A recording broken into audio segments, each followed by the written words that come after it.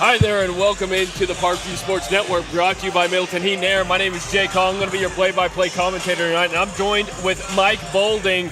We are excited to bring you this special matchup between, I don't know if I want to say rivals, but there's a little bad blood between these two, between the Sylvan Hills Bears and the Parkview Patriots. These two teams faced off earlier on in the year, and it was a pretty close battle. I'm expecting to see another one here tonight. What do you think, Mike? Well, they had a pretty tough loss Tuesday night. Parkview did against. We had Maumelle Monday. It was BB. And then we had BB Tuesday. Okay, so we had a pretty tough loss Tuesday where they came out on fire, ready to go, and it kind of fell apart. Picked back up, fell apart again. I'm hoping to see a complete game. Maybe we get a second one of those this year.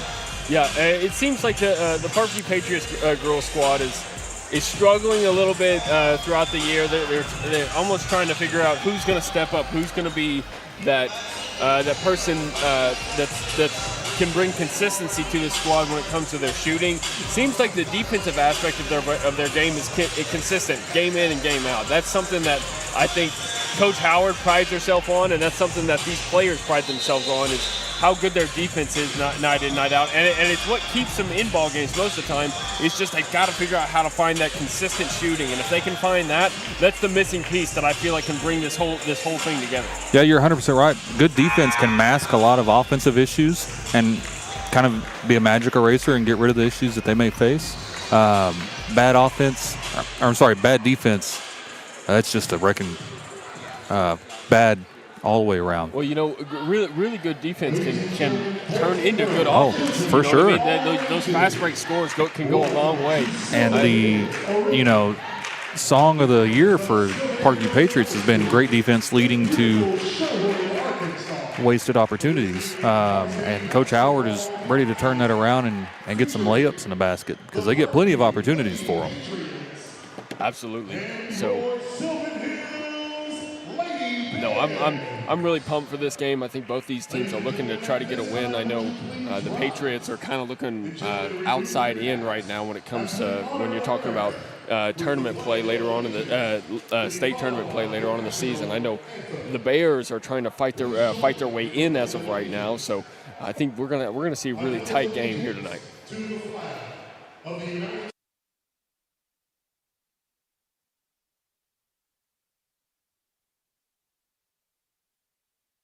Liberty and justice for all.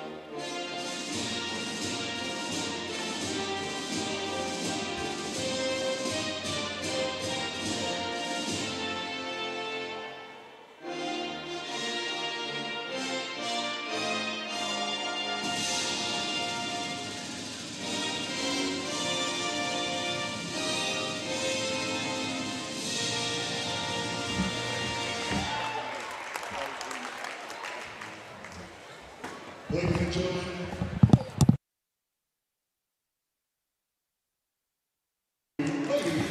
And now we're going to go ahead and introduce our starting lineups for the night. And assistants, Malcolm Sharpen and Heather Bishop.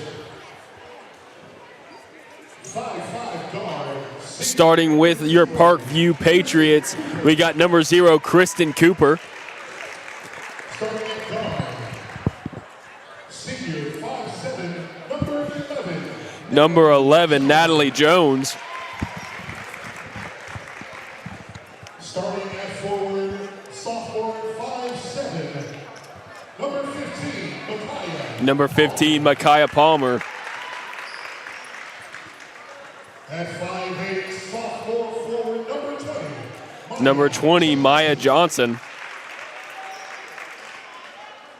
And 5'7" forward, senior number 24. And number 24, Amaya Goolsby. I really like that. I don't know about you, Mike, but I really like that starting lineup. I love Maya Johnson getting out there in the starting lineup, the way she plays, the hustle she plays with. I love the effort that she gives. I think she deserves to be in the starting lineup. And I'm also really like Natalie Jones, somebody who on Tuesday night I felt like stepped up when it came to shooting free throws in the second half and was really, really active on getting fouled and getting in the lane. So I'm really happy to see her in the starting lineup too. Okay, look at this little light show here. Man, they didn't have this last year. I was over here last year. This was not here. It's like the 97 Bulls. What do we got going on here? So Natalie Jones, outside of Cooper, is one of their better three-point shooting players. I would agree. I think she's had a really solid season. I look forward to seeing her growth. Amaya Johnson, her offensive rebounding and putbacks can't be overlooked. There's just a missing piece, and once they figure it out, they're going to have a really good squad. This light show is honestly pretty cool. I'm not gonna lie, I'm impressed. Can we get that kind of sponsorship? We do have that sponsorship. That's Middleton Heat and Air for you. Well, the Middleton Heat and Air check. Starting lineup for your Sylvan Hills Bears. Number 15, Kamari Turner. Number 23, Sanaya Miller. Number 24, Mackenzie King.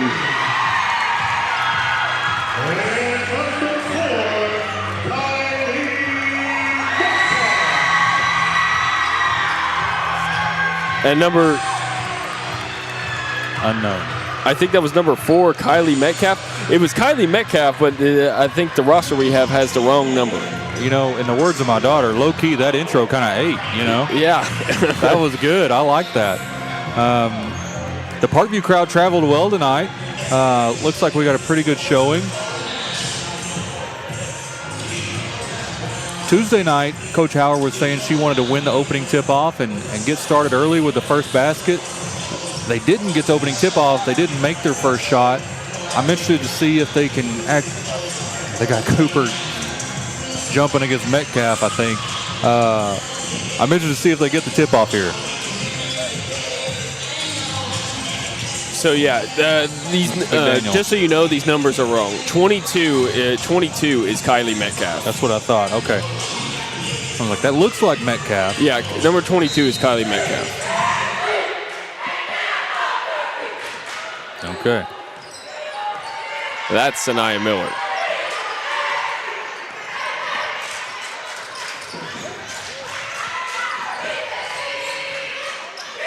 So it's Rainey who gets it over to Metcalf.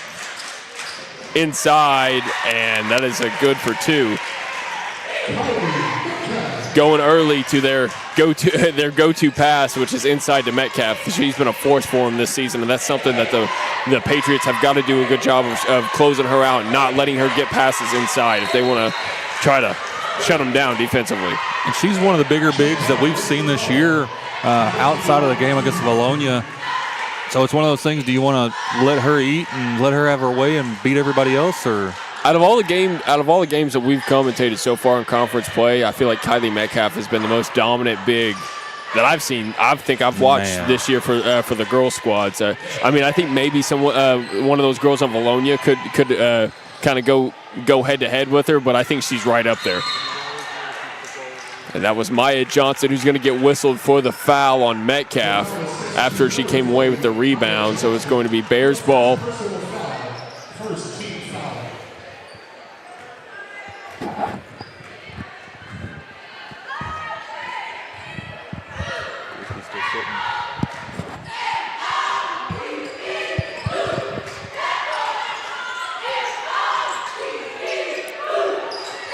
That's Miller working on Cooper. Patriots playing a zone defense today. We don't see much of that. She's going to get whistled for the travel.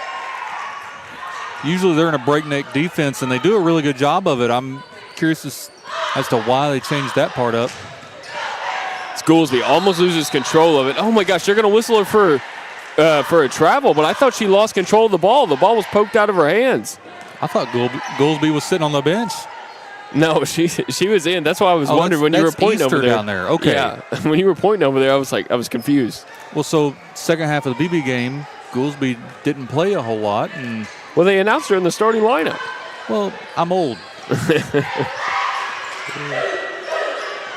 That's Rainey on the outside. Gets it to Miller. Miller drives the baseline, working it inside, gets it back out for three, and it's good. That's Mackenzie King for three. It's a late rotation. Nobody there to cover, and she made a good shot. No, that was an impressive piece of offense right there. Good passing from the Bears. When you have weapons like the Bears do, when you can score down low or you can score on the outside, it makes it so hard to defend teams like that. Because when they can hurt you from all over the court, I mean, it's almost impossible to stop it. You have to. I don't even know how you get a good handle on it. I think you just have to go zone and hope that when you close down low, you still have it covered on the 3-point line. I think you got to let Metcalf eat and just hold the rest of the team down. I know Metcalf can do it all, but she can't do it all in the terms of the game. If you can hold the other four down, and maybe something will go your way.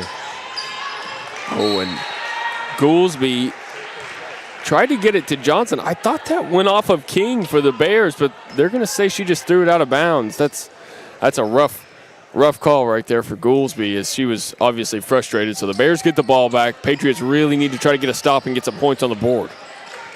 Patriots are at a really interesting point in their season with only one conference win. They can dig in and dig out of the hole they're in, or they can lay in it. They still have a lot. There's still a decent amount of games left. 3-ball for King. Whew. King nails another one. That's her second 3 already. She's 2 for 2. Yeah, she traveled. Just one too many steps. Man, she picked up her dribble too soon. That was Goolsby on the fast break. Too much sauce. Yeah, they're not, out of it yet. They just got to get into it real soon, or they will be. Tonight's a pivotal game.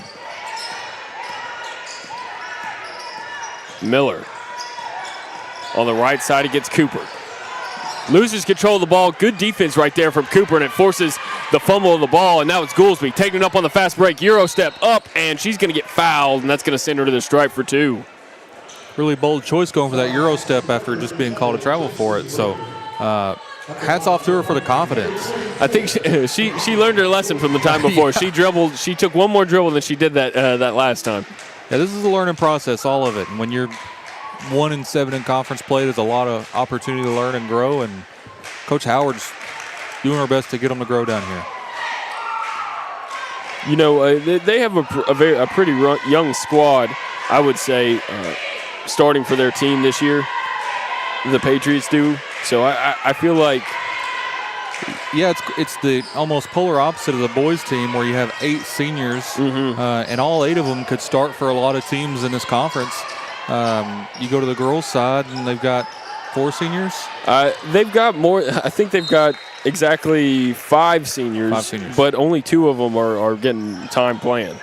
And so, the difference between 8 seniors on your team getting quality time and 2, that's a huge difference in floor IQ and things like that. Up and in for the Bears as they extend their lead again. However,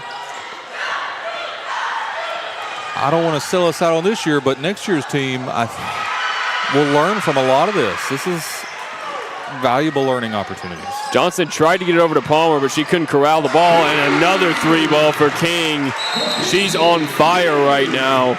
That's 3 for 3 from outside the arc, and that extends their lead. So with under 5 minutes to go, we got a timeout from Coach Howard as she wants to talk things over. She's got to get this defense figured out if they want to stay in this ball game, because it's starting to get the Bears are not letting up on offense right now. So the best that we've seen the Patriots perform is when they're doing their full court press and really just getting in people's faces.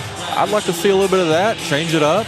Even if you fall back into the zone once they break the press, starting the press and, make something different. Get them a little uncomfortable. For sure. I think just from what I've seen so far, this Sylvan Hills Bears squad, is a completely different team than when we saw them in Parkview. They are this Mackenzie King shooting the ball. I don't even think I called her name in that first matchup. So she must be a younger player that has kind of stepped up there. She's getting more playing time, and it's worth it. It's working for her on the outside of the arc. And talk about a Middleton heat check. Mackenzie King 3 for 3 right now from outside. Yeah, I think she was a transfer portal edition. Was she? I don't know. I didn't call the first game, so I don't know. I was very thankful we had this game in Sherwood tonight. It's in my backyard. I had a 5-minute drive. All Friday nights we're going out of town. Mm-hmm. Gets tough. Well, see, that's how it's going to be for me whenever we play Catholic. Pull up for Cooper, no good. Rebound, Palmer. Palmer back up, no good again, but it's going to be poked out of bounds. It's going to stay on this end with the Patriots as they get another shot at it. And a really cool thing about, a lot of these metro area schools is these girls and these guys, they see each other on the weekends and they see each other out and about. So there is a real rivalry between these schools. They don't want to lose. So to see a 13-1 lead is kind of shocking. 3 ball for Cooper. Bang! She hits it from outside.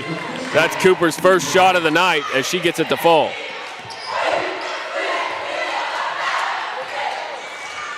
Exactly what the doctor ordered if you're the Patriots. You want to see more of that. King working on Cooper.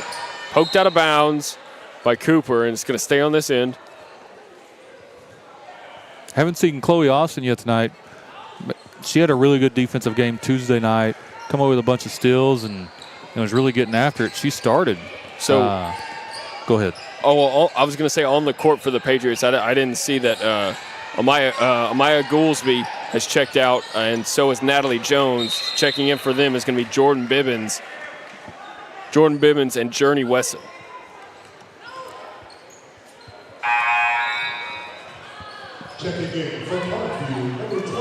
And now Maya Johnson is going to be checking out as Tiana McGee checks in to take her place. Inside to Metcalf. Metcalf up, and she's going to get fouled, and that's going to send her to the stripe for 2. 9-point lead for the Bears.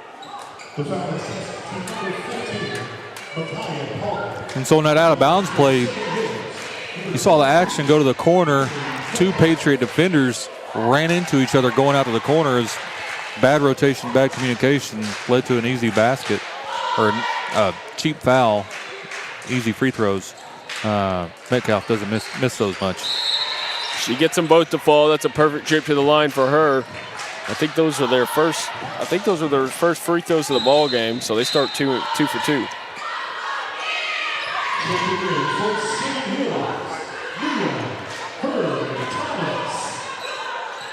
So Bibbins gets it into Cooper as they're trying to break this full court press that they have going. And it's going to get poked away by Rainey. Rainey up, and it's good off the steal. Patriots have got to figure out how to get it across half court without turning it over right now. Gets it to McGee. McGee. Oh, my goodness. Now it's outside to Bibbins. They're trying to find the shot, puts it up, no good, and it's going to get rebounded by Nia Thomas Hurd. They did a good job of breaking the press, but had nowhere to go once they did it.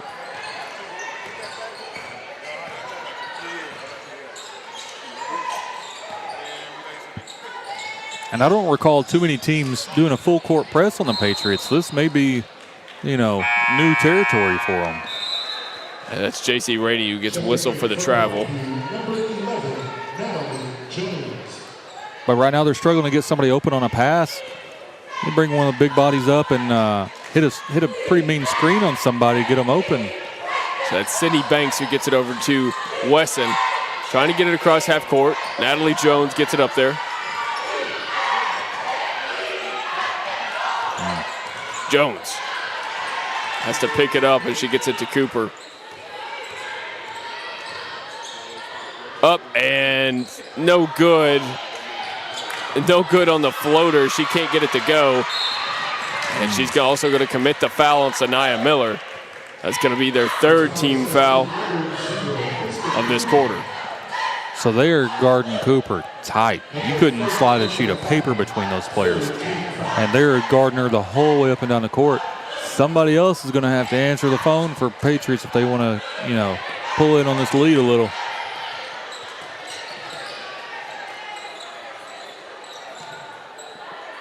Rainey gets it inside to Metcalf. Metcalf just finds herself right in the face of McGee, but McGee does a decent enough job on defense to force the miss, and now it's King for 3. 4 for 4. Middleton heat check stays alive as she is just electric from outside right now. 4 for 4. I'll take the nuggets and a burger and a Frosty.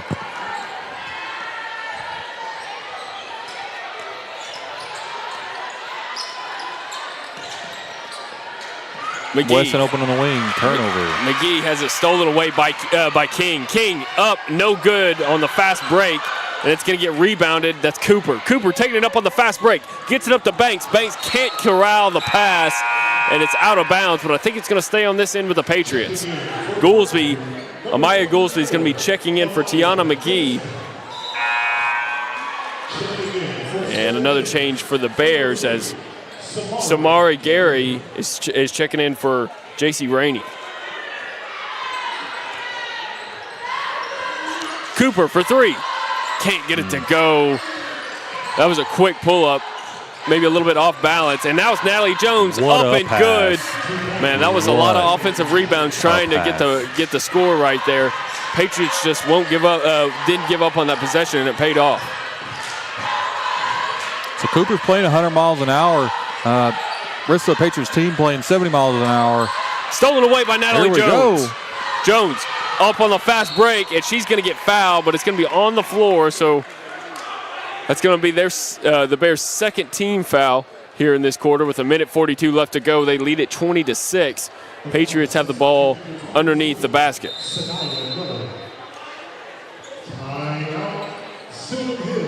And it looks like Sylvan Hills elects to call a timeout as they want to talk things over. Kind of felt like the Patriots were starting to get a little bit of momentum, and so she wants to go ahead and put a stop to that and make sure her team's on the same page. Did we call the timeout or did Sylvan Hills call the timeout? It was Sylvan Hills. I thought it was us. No, it was Sylvan. And when you said that, I was like, oh, Coach Howard's not killing our momentum. No, it was Sylvan Hills. As soon as the Patriots started getting a little momentum, they're like, all right, let's slow this thing down.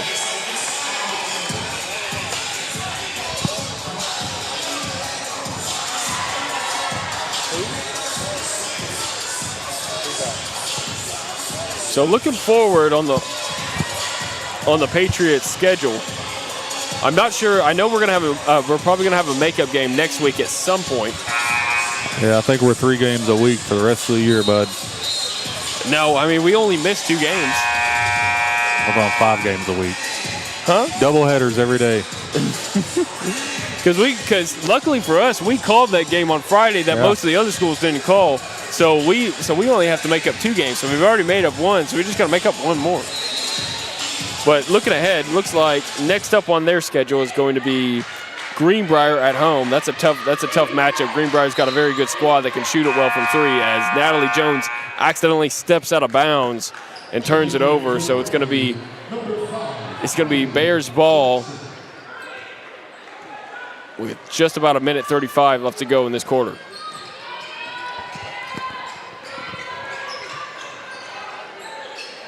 Another mental lapse, if you will, made up by the defense. Turner loses it. Now it's Amaya Goolsby on the fast break. Up and no good. In and out of the rim. She can't convert off of the turnover. That's unfortunate for the Patriots as they get back on defense.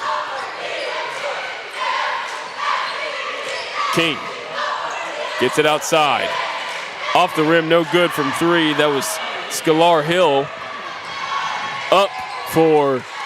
That was up for Cooper. Nice job on the fast break to get it off the miss and convert right underneath the basket. Trims the lead to 12. If they can get it to single digits by the second quarter, that's huge.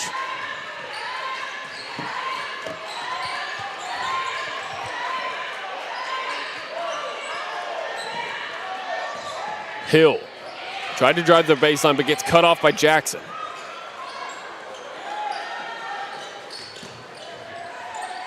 Thomas Hurd gets it inside to Metcalf. Metcalf Little hook shot up, and she's going to get fouled, and that's going to send her to the stripe for 2. That seems like that's her game. She's been very good from the stripe so far tonight, and I think she was the last time these two teams faced off. She's got a really fundamental drop step, and she's not afraid to go up strong. Draws a lot of contact, and she's a good free throw shooter, so she's going to get her 2 here. She gets the first one to fall. I'm a huge fan of a 5 that can shoot some free throws. Can't get that one to go. Okay. Yeah. No, if you can't employ the hack-a-shack method, oh my gosh, in and out. King almost made another one. And that's going to be an offensive foul on the rebound there. So it's going to be Patriots ball. That's their 3rd team foul here in this quarter. So just under 16 seconds to go. This is probably going to be the last shot of the quarter. See who they want to take it. It probably needs to be Cooper, but let's see what they decide. Goolsby gets it over to Jones. You got to shoot it. You got to shoot it. And they're not going to get it off. Foul? I don't know, man. So that's going to be the end of our first quarter of play. 21-8, Bears lead it over the Patriots. We're going to take a short break. When we come back, we're going to have more Patriots sports here for you on the Patriots Sports Network, or the Parkview Sports Network, brought to you by Middleton Heat and Air.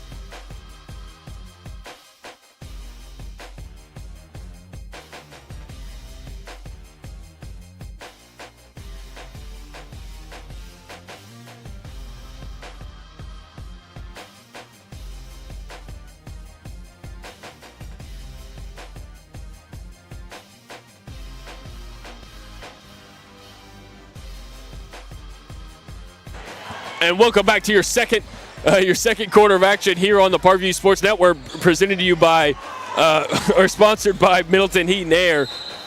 We got looks like a turnover right there. Oh, it goes out of bounds off of the Patriots, so the Bears going to remain in possession here.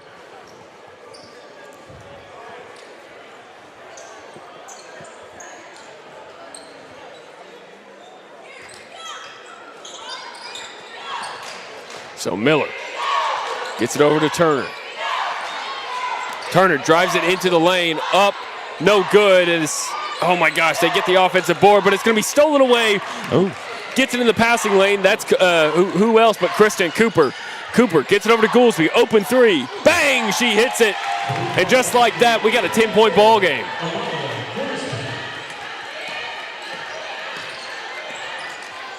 Patriots put together a nice little run here. They're doing a good job of answering. That's 2 stops in a row. Let's get 2 stops in a row, followed by 2 baskets in a row. Goolsby on the fast break, up and no good. She can't get it to go, just a little bit too strong as it bounces out of the rim after that steal from her. Oh my gosh, in the lane, Miller, and she's going to get the foul. And she's going to get the bucket and the foul, as that's going to send her to the line for 1 to try to complete a 3-point play. That's not what you wanted to see if you were Coach Howard for the Bears. I mean, for the Patriots.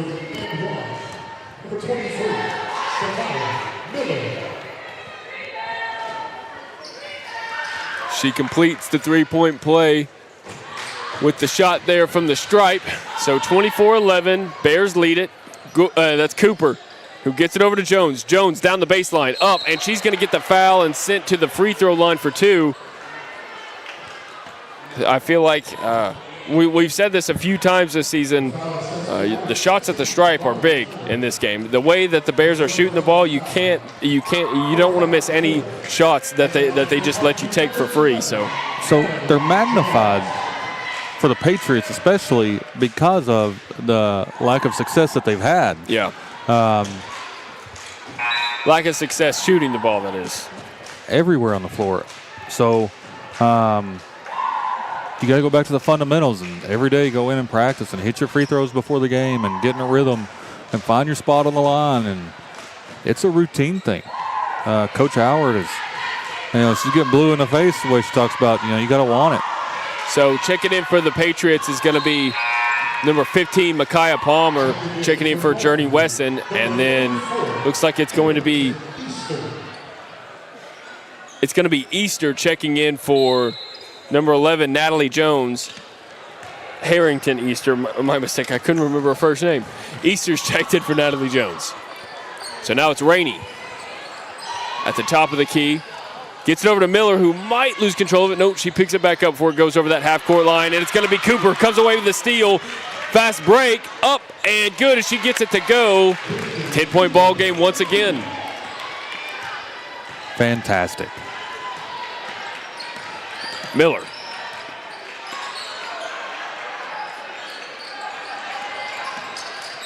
Thomas Hurd gets it to Metcalf.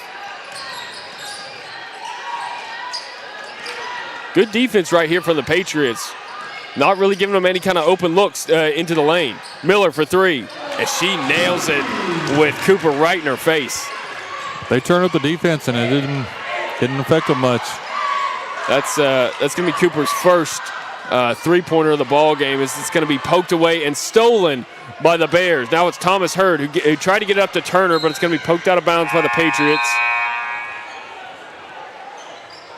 Checking in for Sylvan Hills, number 24, Mackenzie King.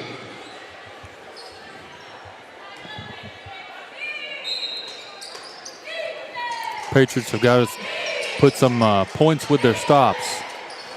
Three ball for King. Her first miss of the night from outside the arc. Her second miss, okay. They do a good job on the defensive end, but they've got to follow it up with a basket. Goolsby working on Miller. Gets it to Easter. Easter driving it in the lane, loses control.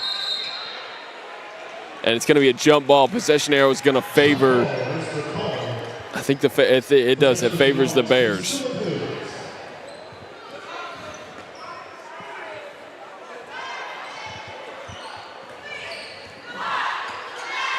So Mackenzie King. She's had a nice game today.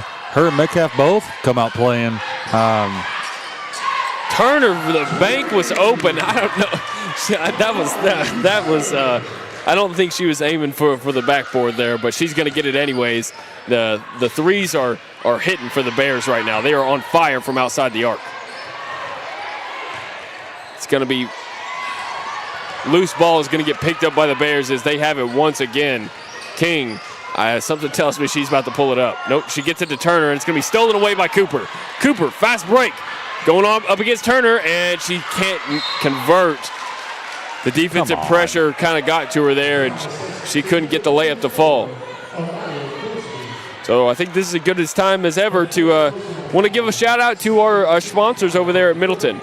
All Patriot basketball broadcasts are presented by Middleton Heat and Air. We'll take care of that. Middleton Heat and Air is proud to be serving as your premier HVAC company for over 40 years. If you're having heating or air issues, let us help. Visit www.middletoninc.com or call 800-404-0371 to schedule your free estimate. Three ball, no good from Turner, and it's going to go out of bounds. Patriots ball. Big substitution now for the Patriots. Make sure you guys are cleaning out your air filters and calling Middleton. Summertime's about to hit. It's going to get hot soon. So we got Maya Johnson coming in. Looks like Maya Johnson and number 10, Adam Summerlin. Or Summerlin Adams, my mistake. Up, no good. And now it's going to be Mackenzie King taking it back up the court for the Bears.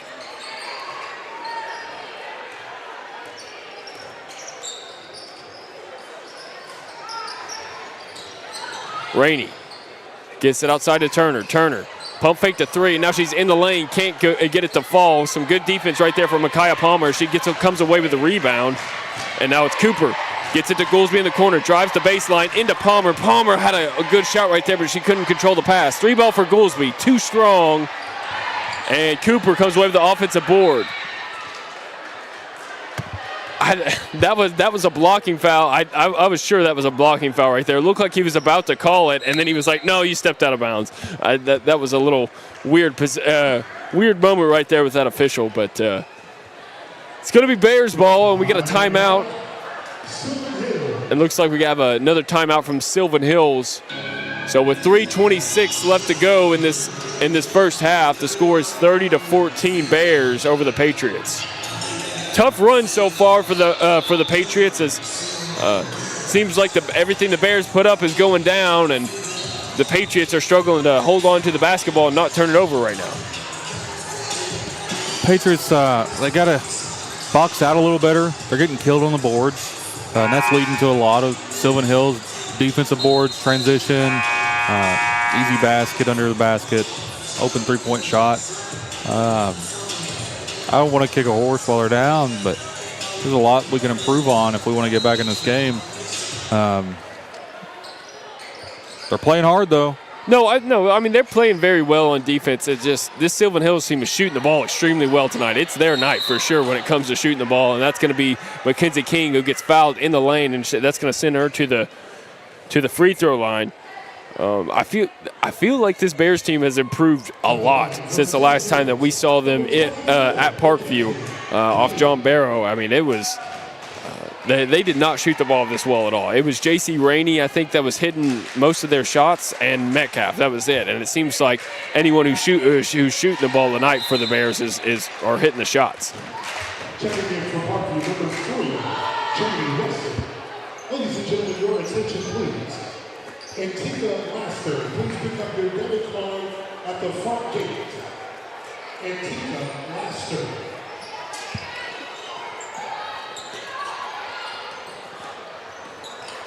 Cooper in the corner, just pull-ups.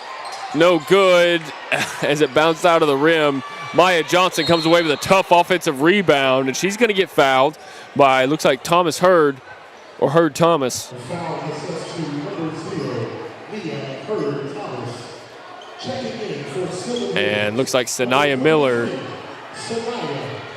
Sanaya Miller is going to check in for Mackenzie King, who's going to take a seat for the Bears. Up from Johnson, no good. She gets it blocked, but she gets her own miss, and now it's Cooper on the outside. Gets a screen for Palmer.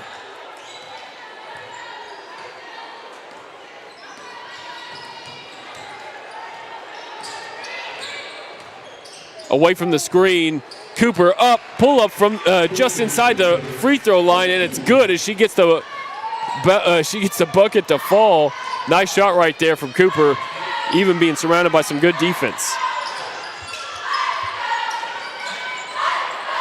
Rainey over to Turner. Turner driving into the lane, gets it outside for Miller. Miller for three, no good. Rebound is going to be Journey Wesson. Nice job, Journey Wesson, to come away with the rebound, and she's going to draw the foul. That's going to be, looks like their third team foul here in the second quarter. So 2:22 left to go before halftime. 31-16. Bears lead it. Both teams with 3 personal fouls. Wesson coming up the court, gets it over to Johnson. Johnson inside on Metcalf, no good, but she's going to draw the foul, and that's going to send her to the stripe for 2. I think that might be Metcalf's second foul of the night. Nope, that's only her first foul. I was about to say, I was like, that's a nice job drawing the foul on her, but that's only her first. Yeah, we're almost to the second half. You'd like to get 1 or 2 early, but Johnson can't complete the first one. So we've got a substitution for Sylvan Hills as number 3, Samari Gary, checks in. And Nia Hurd Thomas takes a seat.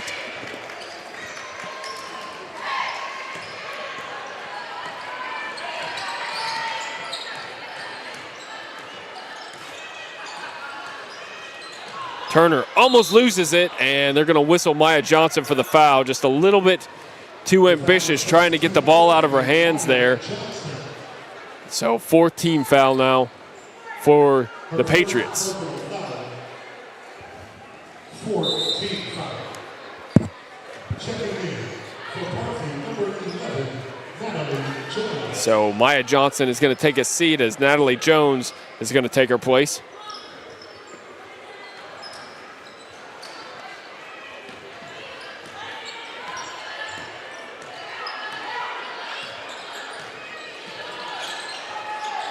Rainey tried to get it inside to Turner, and they're going to whistle Journey Weston for the foul now.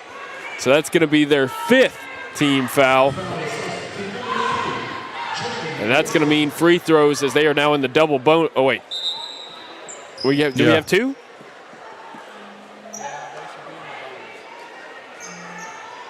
At the line for Sylvan Hills. They had 4. This is the 5th foul. Yeah, that was their 5th. That was definitely their 5th team foul. They reset the foul. They reset the foul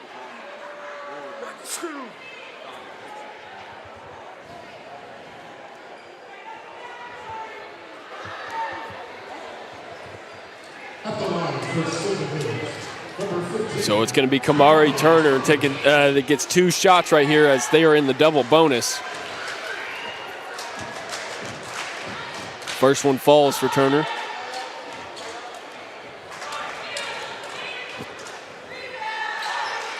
Second one can't go, and it's going to be Natalie Jones with the rebound.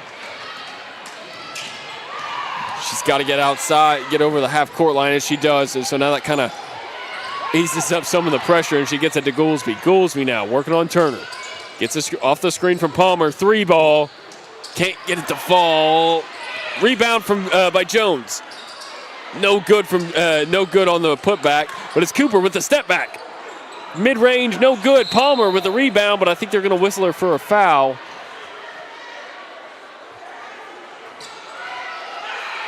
Okay, so that's going to be on Sanaya Miller.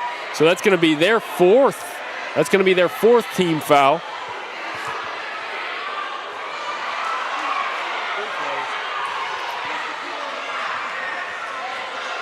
Sylvan Hills coach getting animated.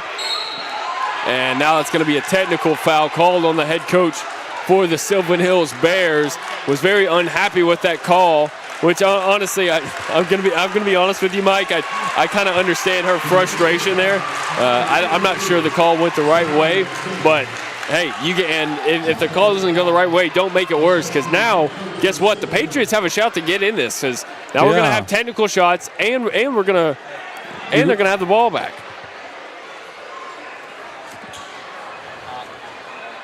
It was on the rebound. I thought Micaiah Palmer was should have got the whistle there, but they put it on Miller. And so, okay, no, I think that was the right call. That was the right call. I take that back. the coach gets the tee here, and I thought we had Cooper on the line. Cooper's our best free throw shooter. You give him a chance to get some momentum. That could be tough, but Palmer can't get it to go. Hey, shout out to Will Watkins over here on production for us. We got the fancy setup tonight. The V-Mix got replays going, got all sorts of stuff happening over here for us. We're living the big life over here. yeah, it looks like Dexter's laboratory on the other side of the table here. And she can't get the second one to go. That's not what you wanted to see if you were Coach Howard. That was kind of your shot to get back into it. But now it's going to be Cooper. I think these are the technical shots. Okay. Yeah, I know Will's old enough for the Dexter reference. There we go. He gets the first one to fall.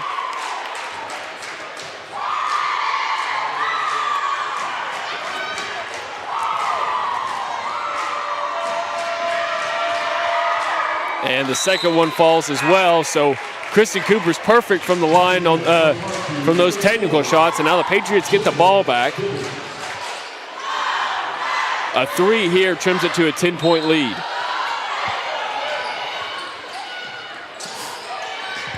Cooper to Goolsby. loses the ball, and it's going to fall into the hands of a Bears player. Now it's Sanaya Miller up the court. Mackenzie King, open three. Can't convert. That would have been 5 in a row. No, she's already missed two. Okay. Smart play right there from Micaiah Palmer just to throw it off the leg of the Bears player because she was trapped in the corner.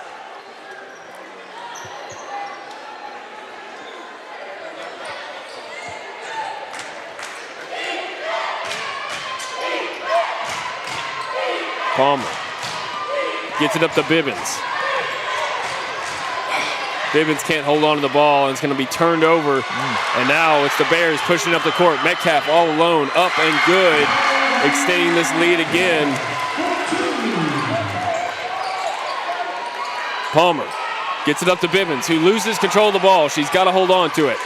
It's going to be a jump ball. Possession arrow is going to favor the Patriots as they get to keep the ball here. You know what I'm just realizing? What? Metcalf is a junior. We got another year of this. Yeah, no, she's very talented. I watched her play a lot of ball last year. She wasn't seemed like she wasn't as agile. Her footwork was not near as good as it is this year. Her footwork is a lot better. She's got a really good feel for the game. Goolsby inside to Wesson. Wesson, nice find right there from Goolsby to get it to Wesson right underneath the bucket and get an easy two. Love to see that from Wesson. Rainey, open three. Yep, you can't leave her open. She was the 3-point machine last year for the Bears, and she continues that trend this year. Goolsby up and good on the fast break. And the shot clock is off as this could likely be our final possession here of the first half.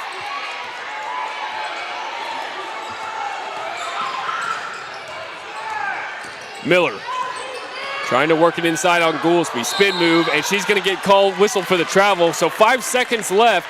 Patriots have a chance to trim the lead and take the final shot here in the first half.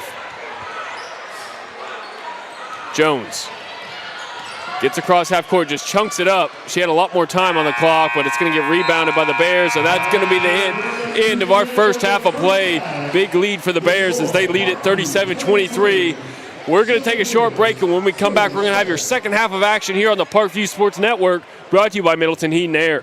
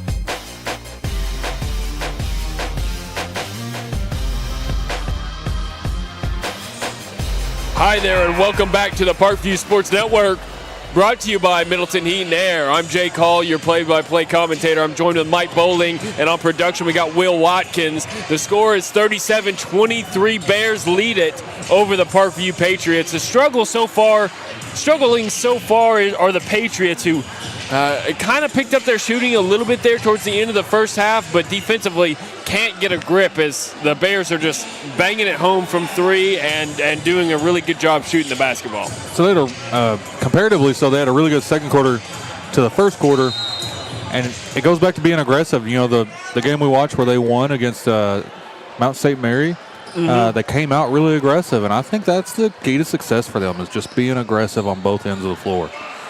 We see it a lot on the defensive end, but right now it just seems like the Bears are shooting it almost perfect on the night. It seems like anybody who's putting up a shot from outside the arc is getting it to fall. Their shooting percentage outside the arc is phenomenal. And for such a good defensive team, which the Patriots are, every team they play has their best shooting night against them. That sounds like something I say when I'm watching the Razorbacks. We're not going to talk about it. Turner driving it in on Wesson, puts it up, too strong, in and out of the rim, and now it's going to be Cooper taking it up. She gets it up to Jones. Jones inside to Goolsby. Nice job by Goolsby to get in position and be prepared for a good pass from Natalie Jones. That all started with that big long pass from Cooper, though. Yeah, being aggressive, pushing the ball down the floor. They can beat this break if they, get aggressive and start pushing it. And when if they give you breaks like that, you got to take advantage. A turnover from the Bears as Mackenzie King throws it out of bounds. They got to take it. Anytime they give you a chance right now, being down 12, you got to take advantage. You got to make the bucket if they give you a chance. If they give you the ball, you know what I mean? Yeah, you got to fight, claw, scratch for every inch of the court that they will give up and not give any back. You cannot afford to go on a 12-8 run. You've got to have 12-2 runs at this point. Shout out to the Sylvan Hills. What is this? Media sound guy? No, the media room and the sound guy. This song is bussin'. No, I was over here at Sylvan Hills last year for basketball season, and so I already knew about that room. I'm watching the figure, Mike. I'm trying to just drink some water. 3-ball, bang, that's Journey Wesson. Watch it. I missed Trip. Patriots coming out really aggressive and strong. That's what they needed. Hey, this is the first time the lead has been into single digits. For the Bears since the beginning of the first quarter. Nice job with that three. It's only a 9-point game now. Patriots are definitely in this. Because of their defense, they're never, I hate to say never, but they're really not out of many games. It's just getting the ball to get in the basket.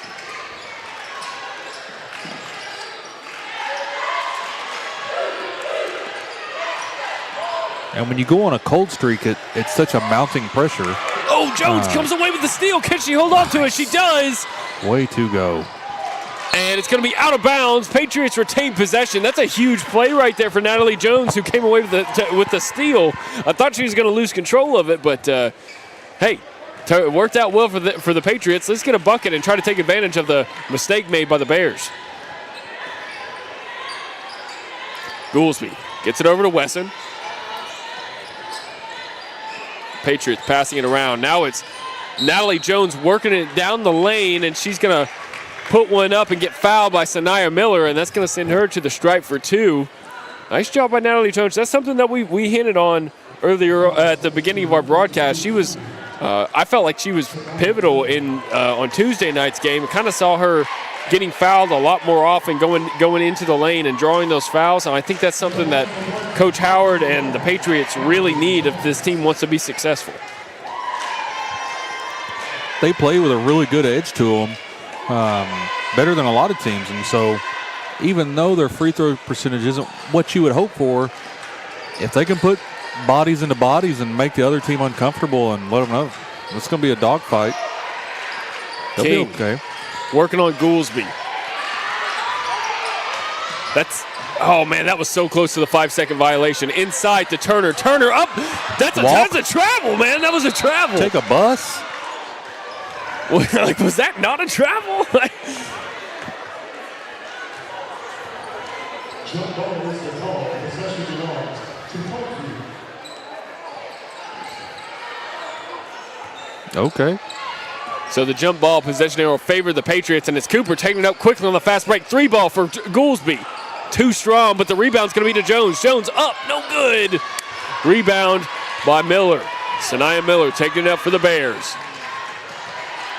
Rainey pulls up from the elbow, no good, and it's going to be rebounded by the Patriots. Cooper now. Back and forth we go, couple misses. See who can break this cold streak. 3 ball, Cooper, no good. And just like that the Bears get it back. A little early in the shot clock. And she was a little bit off balance, too. You know, she doesn't take too many of those off-balance shots, but sometimes, you know, she kind of already has her mind made up when she's coming down the court, I think, that she's going to make the 3. Yeah, she likes to attack. The foul assist to number 15, Micaiah Palmer. Her first personal foul, first team foul.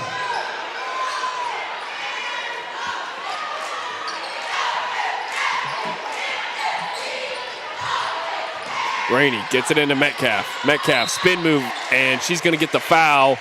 Man, that was good position by Palmer, but like I said, the footwork, I'm really impressed by the footwork that Metcalf has brought this season. She's improved a lot since the year before, so she's going to be a menace next year as well, it looks like, because she's only, like you hinted, she's only a junior. Yeah, it's the first time tonight that they dump the ball inside and there's not 2 or 3 Patriots surrounding her. I was kind of surprised that she missed it.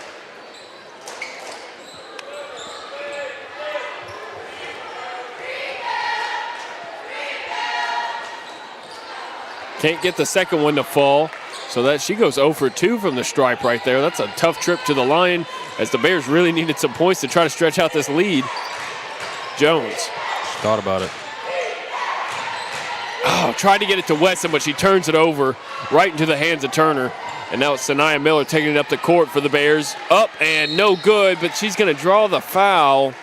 That's going to send her to the stripe for 2, one of their better free throw shooters on the team.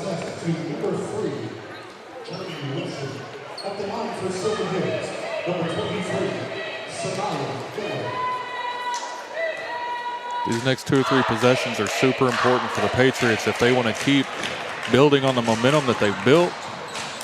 They got to get more stops. They're not in a comfortable position yet. No good on the second, but man, that was Metcalf who came away with the rebound, and I think she drew the foul. No. So the Bears retain possession. That's already their 4th team foul in the 3rd period? Oh my goodness. They're only a foul away from double bonus. They're playing aggressive. You'll have that.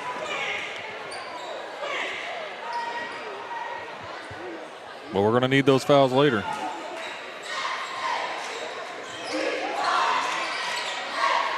Three ball, Mackenzie King. No good. Oh. And who comes away with it? But it's Kylie Metcalf. Mackenzie King thought about a 3, does a little Euro step, and they're going to say she draws the foul again? That's going to be the 5th. That's going to be the 5th team foul now. My goodness. Patriots can't catch a break right now on this end.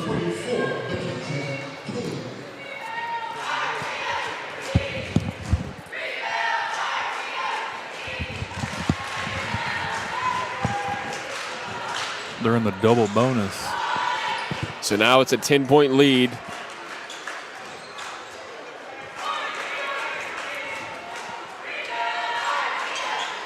Can't get the second one to fall. Oh my gosh, come up with a rebound.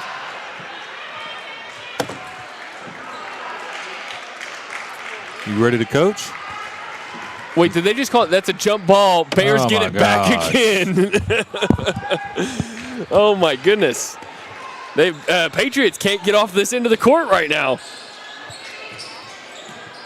That's a reset shot clock, too. Turner up, and She was straight up and down. I mean, she's going to draw the foul. That was pretty weak. I mean, you know, I don't really know what West can do. She was standing still right there. That was weak as well water. Come on now. Rough trip at this end of the court. I mean, this has just been a catastrophe. What was once an 8-point lead now is a 10-point lead, and it looks like the Bears are going to get 2 more shots at the free throw line because they're in the double bonus. They've been on this end of the court for the last minute and a half, I believe. Yeah. And it's felt like 4.5 minutes down here. Well, let's take a break from the ball game. I want to give a big shout out to our sponsor, Middleton Heat and Air. All Patriot basketball broadcasts are presented by Middleton Heat and Air. We'll take care of that. Middleton Heat and Air is proud to be serving as your premier HVAC company for over 40 years. If you're having heating or air issues, let us help. Visit www.middletoninc.com or call 800-404-0371 to schedule your free estimate today. That was good. I don't think I could have wrote that better. Yeah, man. It's something I go to sleep thinking about at night because I like Middleton that much. Man, here in Arkansas, you learn to appreciate your HVAC companies, and Middleton's a good one. No, they've had to help my parents out of a couple jams when I was growing up. Their AC unit was let's just say, had to get worked on a few times as I was growing up. And Middleton Heat and Air came out there very quickly and got things taken care of for us, so I never had to sit in the heat too long.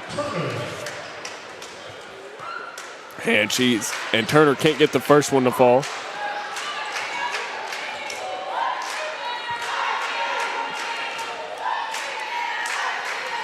Second one, no good. Oh, so second one was good. I think I'm thinking wishful thoughts right now. So Mackenzie King's going to get whistled for their second team foul of this quarter. So 4:01 left to go in this third quarter. 40-29. Bears lead it by 11. Natalie Jones gets it to Cooper.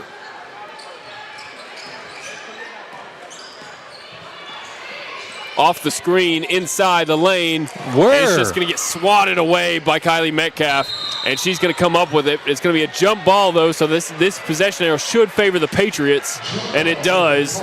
She punched her in the face. Nah, that was all ball. It looked like all ball to me. What game are you watching? That looked like all ball. And it's just going to be taken away. Turnover off the inbounds pass from Maya Goolsby. They're going to whistle Sanaya Miller right there for the foul.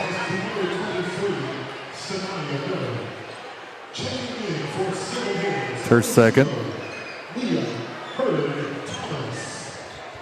It's been a while since we've heard from Cooper or Goolsby.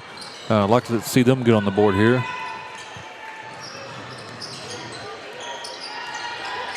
No, I mean, outside of that three-pointer made by Wesson, I don't think that the Patriots have made a shot in the second half.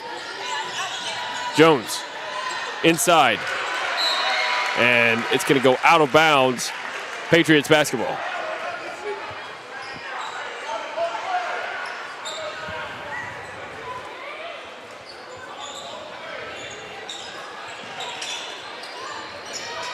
Jones gets it to Cooper. Being guarded closely by J.C. Rainey. Off the screen, in the lane, up, and she's gonna. That was a hard foul right there from Kylie Metcalf, as that's gonna send her to the stripe for two. She earned these 2 free throws for sure after taking that hit. I'm starting to wonder if it's your vision that's bad or mine. I thought that was mostly ball. No, that was. I thought she tackled her right there. I mean, that was a football linebacker hit right there. Is what it looked like to me. Metcalf's a big girl. Cooper is not such a giant on the court. Plays like a giant. She's a giant at heart. Yeah.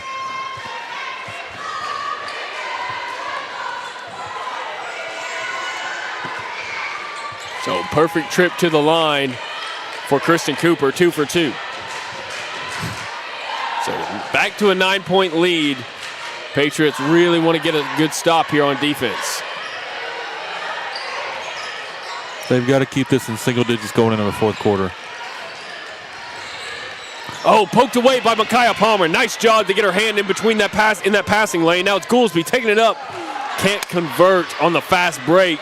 And now it's Mackenzie King for the Bears, taking it up for the Bears. Rainey. Bears just passing around. Open three for Turner, no good. Rebound. Natalie Turner can't hold on to it, and it goes out of bounds. Bears basketball.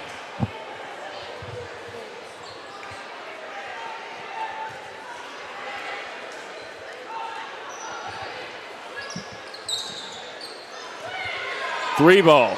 Hurd Thomas, no good. Rebound, Jones.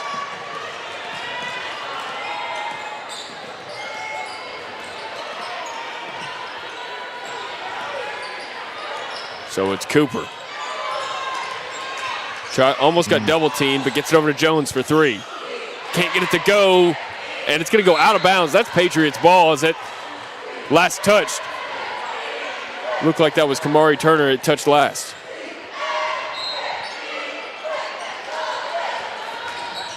Goolsby, mid-range. Nope. And they get their own miss. Both hands. As Goolsby is going to draw the foul. That was Hurd Thomas who gets the whistle. That's their fifth. That's the fifth team foul, so that's going to send her to the stripe for two. Is that now they are in the double bonus. So 2:13 left to go in the third quarter. Both teams in the double bonus. Goolsby has a chance to shorten this lead up right here. It's getting a little chippy down there. And she gets the first one to go. Needed that.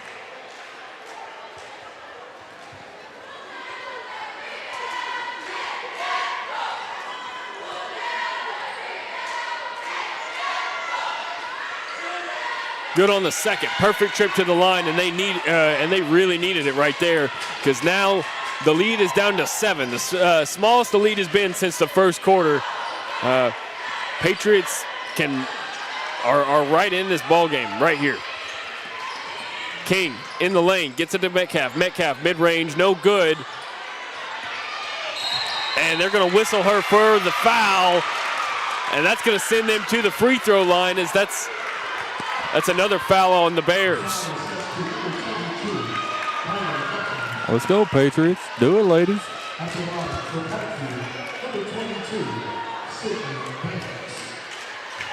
Palmer. No, that's not Palmer. Johnson. That's Sydney Banks. Thanks. I would have got there eventually. Sydney Banks is a senior. We haven't seen a lot of her this season.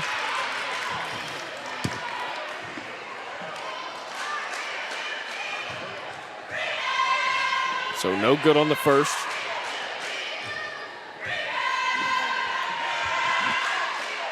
No good on the second either. And she's going to come away with the rebound. What a play right there to follow her up her own shot. Maya Johnson up, and she's going to get the foul sent to the free throw line. So now Maya Johnson has a chance for two at the free throw line. Coach Howard. Tell him. The camera on Coach Howard. First one is good from Maya Johnson. And that trims the lead to 6.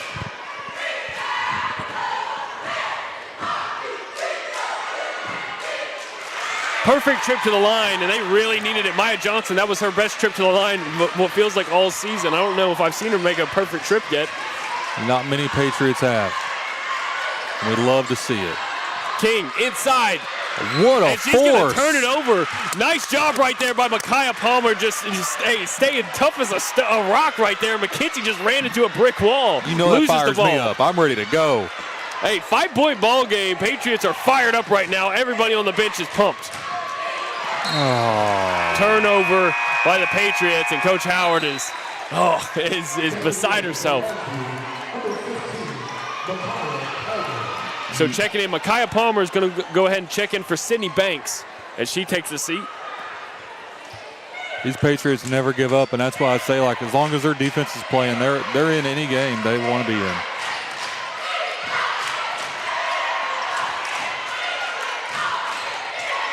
Hurd Thomas on the baseline. She's going to draw the foul from Cooper, and that's going to send her to the stripe for 2.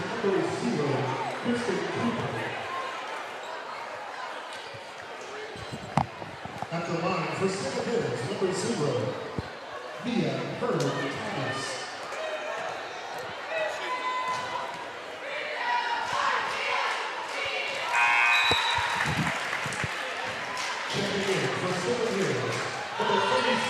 Feels like the first basket in a long time for the Bears. Got a substitution now for the Bears as Kylie Metcalf is going to take a seat. Taking her place is going to be number 33, Shakori Mitchell. That's big right there for the Patriots. They need to take advantage and try to push the ball down low while Metcalf is sitting on the bench. Goolsby gets it across half court. Off the screen from Johnson. To Johnson, now pick and roll. Good! What a play right there from Amaya Goolsby to feed it right to Johnson and get her right underneath the basket. That was a play. That was the best play that I've seen him run all season long. Jones gets it up to Goolsby. Goolsby gets the foul, and that's going to send her to the free throw line for 2. Trailing by 5 now. She has a chance to trim it to a 1-score game. The energy between the benches has shifted. Patriots are in this game as much as they've been in any other one, and they're trying to claw back in it.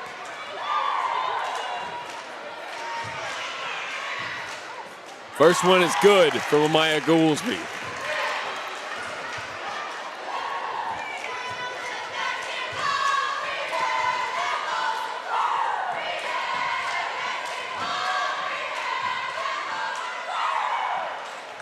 Can't get the second one to go, but it's a 4-point ball game. Just under a minute to go here in the third quarter. 42-38, Bears lead it by 4.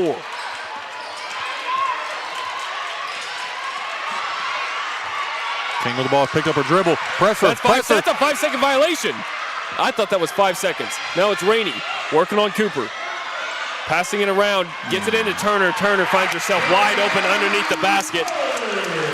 Fans are getting into it. It's getting loud in here. So they have a chance to take the last shot here with shot clock turned off. Just 16 seconds left to go.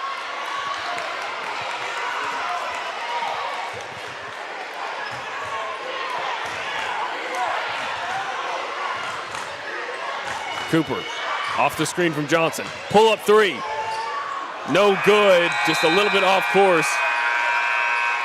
And that's going to be the end of our third quarter. We're going to stay right here, so no break for us here between the third and fourth quarter, as we got a close ball game on our hand. Mike, what do you think? Tell me what your thoughts are coming out of that third quarter. Patriots did a great job of battling back. No matter what happens for the rest of the game, to see the fight that we saw and see it end up being a successful fight, I think that has got to bring a lot of light to the team that needed it. So all that to say, keep fighting.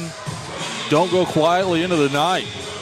Get you a win. Hey, this is exactly what I expect to see out of teams that are coached by Coach Lahoma Howard. She is, her teams often take on her tenacity and her ferociousness and like her attitude when it comes to playing the ball game. And I love their never say die attitude. At one point they were down by 16, Mike, and now look at them. They're only down by. They're down by 6 now, and with a chance to a good shot to get in this ball game and maybe come out with the win. This Sylvan Hill squad has shot the ball very well all night long, and the Patriots have just stuck around until finally they caught a couple breaks. The breaks are starting to go their way, and they're clawing their way back into this ball game. So I had a chance to talk to Coach Howard before the game. I've got my 12-year-old here with me, who is an aspiring athlete, and she spoke to my daughter for a few moments about doing it for yourself. Because if you're not doing it for yourself, you're not going to want to do it. You're not going to do it to the fullest of your potential. And these girls are playing for themselves right now. They're coming out here trying to win this game because they want to win this game. They're showing a lot of pride. I love to see this. You know, win or lose, I think there's a lot to take away from this game if you're Coach Howard and the Patriots. I mean, just the way that they have fought back against a team shooting the ball as well as the Bears have been. So that was Mackenzie King, who comes away with a miss, and now the rebound to the Patriots. Cooper pushing it off the court.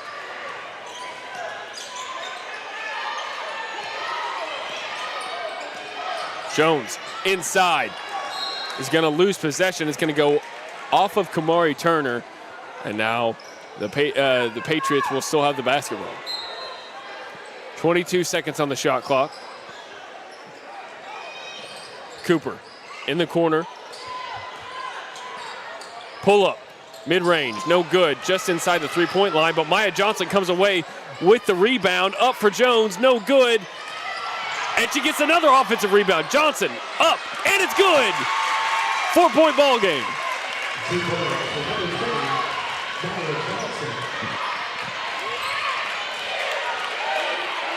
I said it at the beginning of the game, the hustle from Maya Johnson.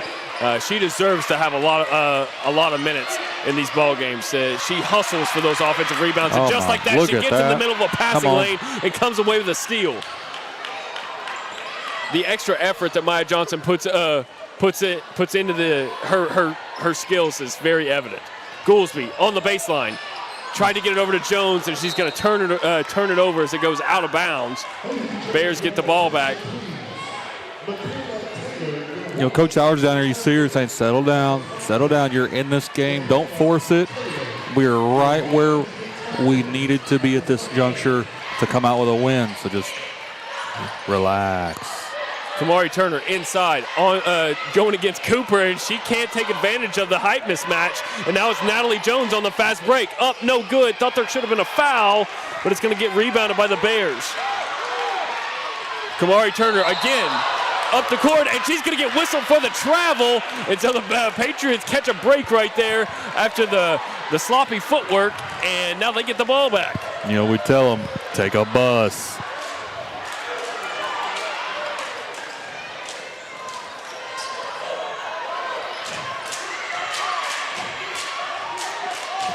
Come on. Goolsby off the screen from Cooper. Up, no good, too strong. Ball on the ground. Who comes up with it? It's going to be a Patriots player. I think they're going to whistle. Oh, they're going to say her head hit the baseline out of bounds. And so the Bears get the ball back. That's crazy. If that is not the weakest out of bounds call, I couldn't really tell if her head did hit the baseline right there, but I mean, it was close. Still a lot of time left in this game. Just under 5:50 left to go in this final quarter of action. Close game on our hands. Thanks for everybody that tuned into our broadcast and has decided to stay with us. We appreciate you watching, tuning in, and if you wouldn't mind hitting that like and subscribe button here on the Parkview Sports Network YouTube page, we'd really appreciate it. We love bringing you guys this Patriots basketball week in and week out. Really exciting for us, and glad we can provide it for you guys. So hitting that like and subscribe button really helps us out, and make sure you tune in next Tuesday as we're going to continue with more Patriots basketball. Up and good. What a pass right there from Micaiah Palmer, and she gets it to Sydney Banks. And after you hit that like and subscribe, hit the comments and tell Jake why I'm your favorite.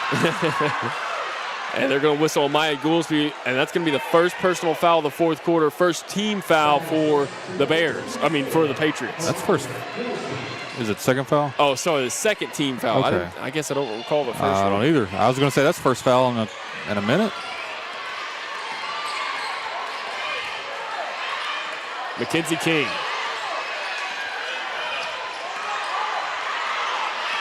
How was that not a 5 seconds? Was that not 5 seconds?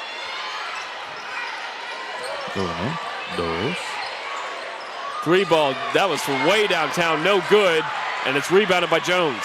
Jones has to watch out. Had a Bear right next to her. Goolsby in the lane. Gets it into Banks. Banks open good, and she gets the foul, and that's going to send her to the free throw line to try to complete a three-point play.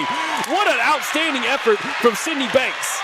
Look at this replay Coach right Howard leading the charge, getting these girls fired up. Finishing through the contact from Kamari Turner, a tough defender. Wow, what a play right there from Sydney Banks. Hadn't seen a lot of her this season, and she's making a huge impact on this ball game. Whether it's rebounds or shots, she's doing a great job out there. The basket has not been an ally for the Patriots all year long, and it's nice to see the second half. They have dialed it in, and they're coming back and putting their mark on this game. Can't complete the three-point play, but it is all tied up, folks. 44-44, 4:47 left to go in this till the final buzzer sounds. I don't know about you, Mike, but I'm pretty sure this one's going to be a close one all the way to the end. Oh, my goodness, over and back call. Oh, my goodness, over and back as the ball slips out of the hands of Mackenzie King and rolls over the half-court line. She tried to pick it up before it rolled over there, couldn't get a hold of it. Wow, what a break right there for the Patriots. Don't waste it. This is an exciting game right now. I'm loving what I'm seeing from this Patriots squad. In front of you. Sorry, I meant to yell at you guys. Jones in the lane, and they're going to say offensive foul. Good call. That was. I mean, I don't think she had her feet set, but yeah. Got a tie ball game. Got 2 timeouts left for both teams. 3 fouls on the Patriots and 1 on the Bears. The Patriots have got to watch out because they're 2 fouls away from putting the Bears in double bonus, and you don't want to put them in double bonus this early on in the fourth quarter, especially the way they've been shooting the ball from the stripe. Hurd Thomas gets it to Miller. Miller on the baseline, up, and she gets it to fall. Big bucket right there for the Bears. Patriots, see if the Patriots can answer right here. No help from the opposite block, leads to an easy layup once she gets by that second defender. Oh. Cooper, pull up, mid-range. Should have got the foul call, doesn't get it, but it's going to be rebounded by Palmer. We got a timeout from Coach Howard. Smart use of one of her final 2 timeouts. So now they're down to 1. Smart move to keep possession right here, coming down the stretch. Patriots, I want to see a Patriots bucket right here for sure. Yeah, they've been playing hard. I want to see them come out with a win. So if you're Coach Howard, you got. What do you think? What do you think this squad is? What she's telling her squad right now? Stay in it. Don't lose hope. You fought this hard. Don't walk out of here without a win. Love you too, kid. Sorry about that, guys. Technical difficulties. They've worked hard to get this close in the game. You don't want to. They've had a lot of this year where they've fought their way back. They've been real close, and they haven't been able to come out on top. They've got a real opportunity here to come out on the right side of one of those battles. And that's so important for the psyche of a team. So don't let it go. Don't waste it. I think, you got to be telling your team, hey, keep a level head. Don't get too high. Yeah. Don't get too high right here. I know you're right in this ball game, but it's going to be whoever wants it more and, who can keep the level head coming down into crunch time. It's all about who can keep their composure because you just saw someone like Mackenzie King who had just an errant turnover as it went, got the over and back call. That's just coming down to the crunch. The pressure's starting to weigh on you. You got to be more in control of your emotions than the other team. Cooper, pull up, and it's good off the inbound play. What a play right there from Coach Howard and Kristen Cooper. Coach Howard's had 2 plays that she's called off her offensive sets that have just worked beautifully tonight. Teams keeping it close, and Coach Howard's reaching in her bag for some good plays. Kamari Turner, 3-ball, no good. Who comes up with the rebound? It's going to be to the Patriots after it gets saved by J.C. Rainey. Oh, my goodness, and Sanaya Miller just swoops in like the swiper from Dora the Explorer. Swipes it away.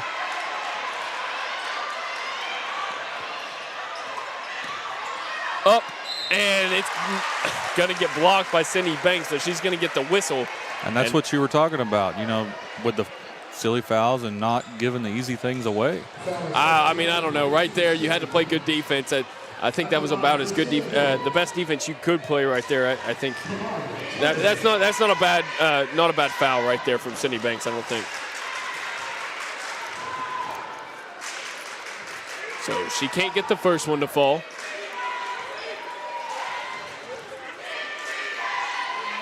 She gets the second one to go, though. So 1-point ball game.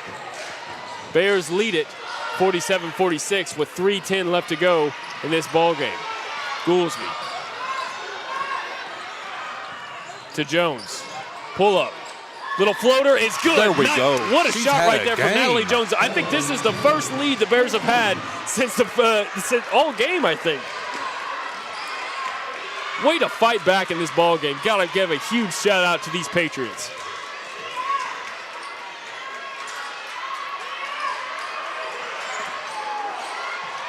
That was a 17-point swing. Turner in the lane, no good. Hold it.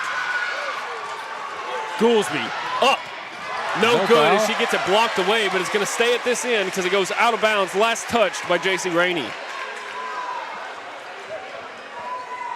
You know, you got to be thinking to yourself right now, I don't know, I'm not sure how many fouls Kylie Metcalf has, but she obviously has to have at least 4 because she's still on the bench right now, and you would think that she would be in this ball game coming down to this crunch time like this. So Bears get the ball back.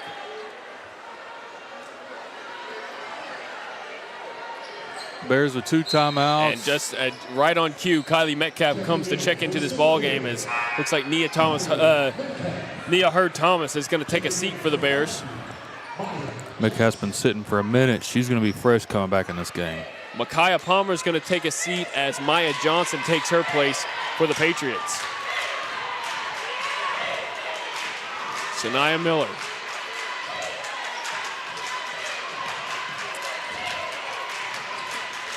Gets it to Rainey.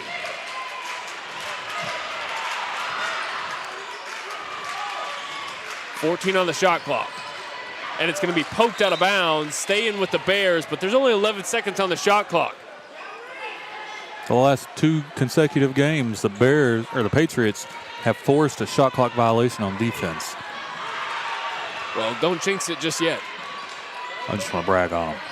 On the baseline, up, no good, and that's going to give them a fresh shot clock now after they get the offensive board. Sorry, guys. King gets it to Rainey. Inside to Metcalf, poked away. Wow, what a play right there by Sydney Banks. She's working hard to make sure that ball does not get into Metcalf.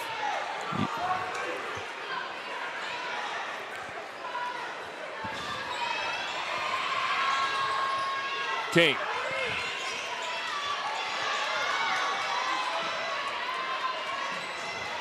Bears passing it around. Tried to get it inside to Metcalf. Wake up. It's going to go to Maya Johnson, who comes away with the steal. Up. No good. That's the 4th one tonight. Oh, they can't convert on the fast break score. So 48-47. 1:19 left to go. Is a big possession for the Bears as they get a lucky break off the missed layup, and they get another chance at trying to take the lead. Sanaya Miller in the lane. It's going to get blocked away by Maya Johnson. What a play all over the place defensively. Oh, my goodness.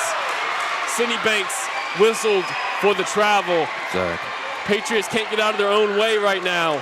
I don't think my medical covers the blood pressure from this.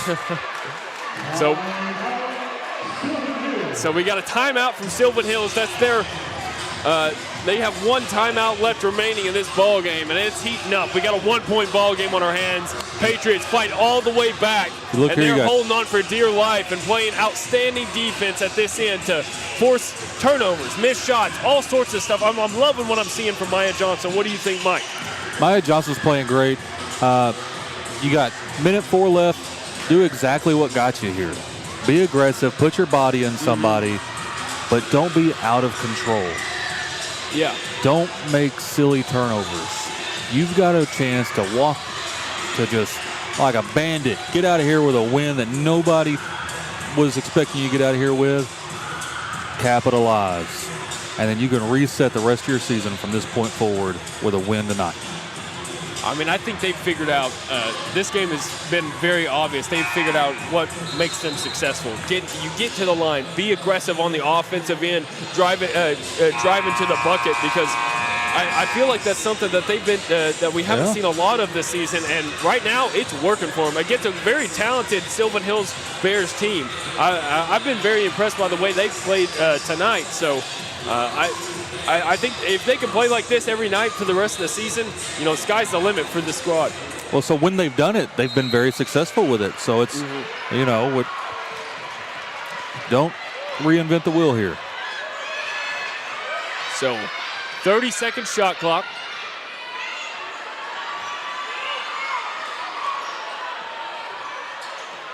Rainey thought about a 3, drives it in mid-range, no good. Rebound is going to end up in the hands of the Bears players. Oh, they're going to whistle a jump ball. That was a jump ball. He gave the signal. Oh! They jump ball, and the possession arrow favors the Patriots. Wow, what a play right there. Diving for the ball. Guess who it was? Maya Johnson. Hustle plays all over the court. That's what she does. And we got a foul whistled right there on J.C. Rainey, committed against Cooper. So that's going to be their second team foul here in this fourth quarter. So we got 45 seconds left. They need to be thinking 2 for 1. Get the ball down to 32, 33 seconds. Oh, no. Oh,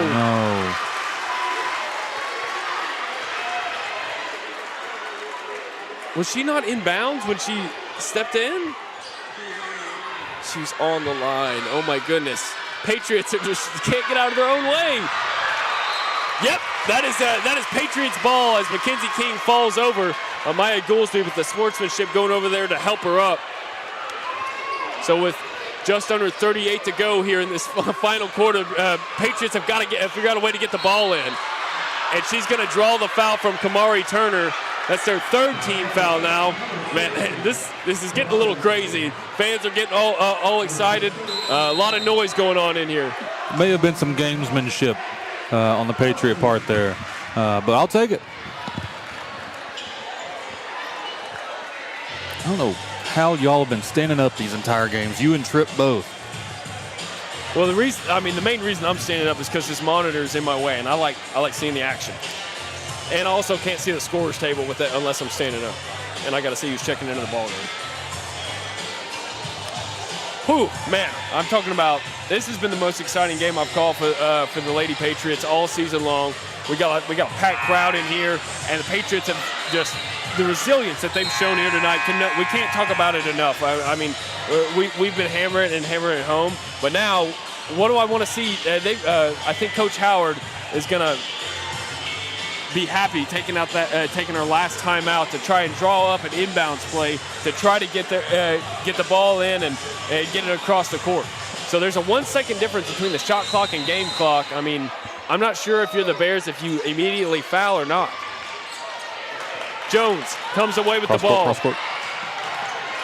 Gets it to Banks, who now gets it to Cooper. You want it in the hands of Cooper or Goolsby. Johnson from the free throw line. No good. Why didn't you hold on to the ball? Oh, no. Coach Howard is furious right now. Get back.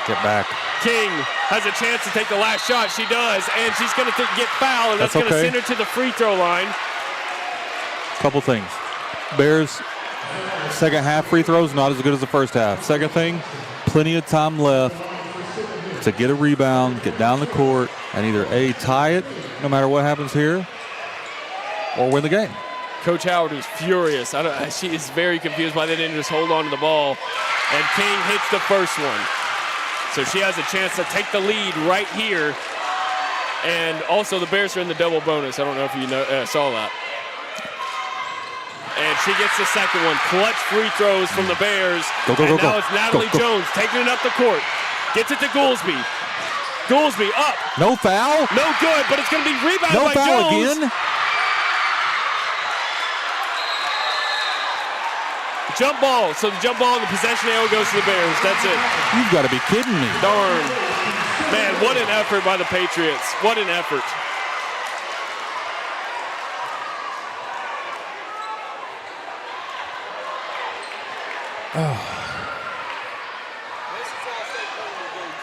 Oh, I know. What an effort right there from the Patriots. You got to be kidding me. All right. This is their shot right here. They've got to figure out a way to force a 5 second. Force a 5 second violation, get a turnover. That's a foul. That is a foul right there. Wow, what a play. Oh my goodness. Sanaya Miller gets whistled for the foul. Double bonus. As Kristen Cooper hits the ground. It's not double bonus yet. So now the Patriots get to inbound it with 5.6 left on the shot clock. What are they hitting the gavel? What is that? Well, no, they're the buzzer. Ah, okay. Thought they were quiet in the crowd. that is what it felt like. So now we got a timeout now by the Sylvan Hills Bears as they get a chance to, they got to figure out a defensive scheme right here to stop the Patriots. So out of timeouts tonight, Coach Howard has been phenomenal. There's been one play out of timeouts where they haven't come away with a basket. I am hoping we see something similar here. No, I kind of agree. I feel like I don't know if I would have called that timeout, because giving them a chance to talk things over and not just forcing them to inbound it right there, I feel like they would have been better off just forcing them to inbound it than they are right now, talking it over and getting their things set up. Let them play. Let the players make a play. That's how I feel about it. But if I'm Coach Howard, I'll take that timeout. Yeah, for sure. I think this timeout benefits the Patriots more than it does the Bears. Let's just put it that way. All eyes are on Cooper, but I think this is got your girl here, Maya Johnson, written all over it. This is her moment.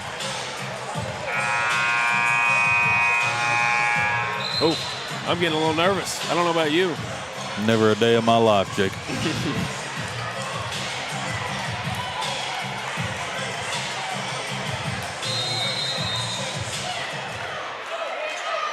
He'll be on the inbound.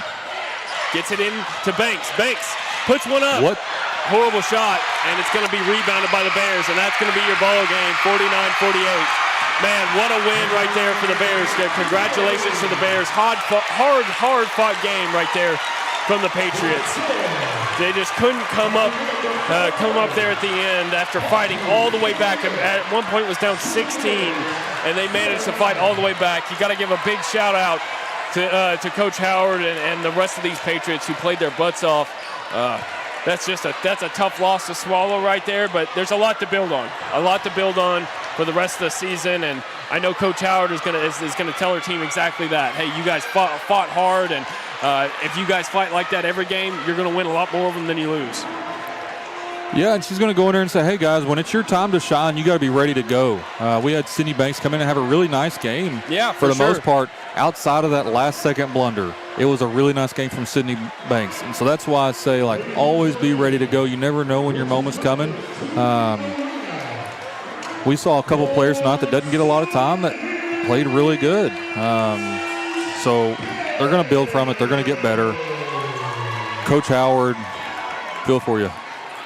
Yep. So that's going to be the end of our girls broadcast. Stay right here. We're not going anywhere because we're going to take a short break. And when we come back, we're going to have the boys matchup between the Parkview Patriots and the Sylvan Hills Bears. So we're taking a short break. When we come back, we're going to have more action for you here on the Parkview Sports Network, brought to you by Middleton Heat and Air.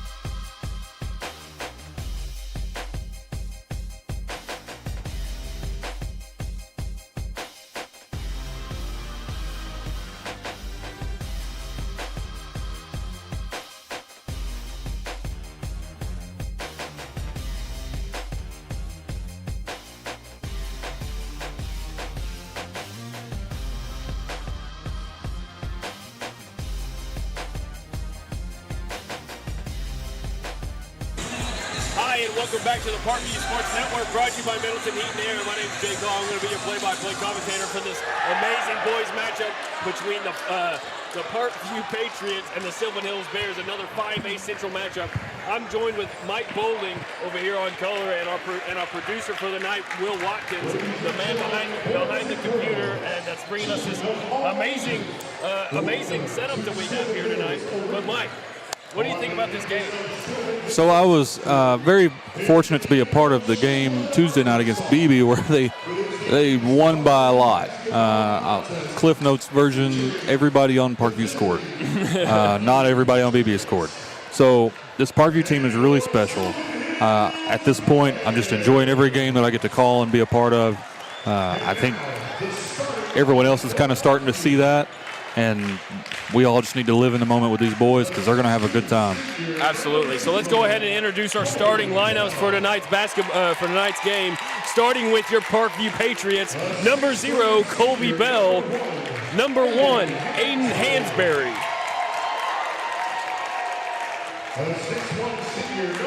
Number 22, Joshua Wills.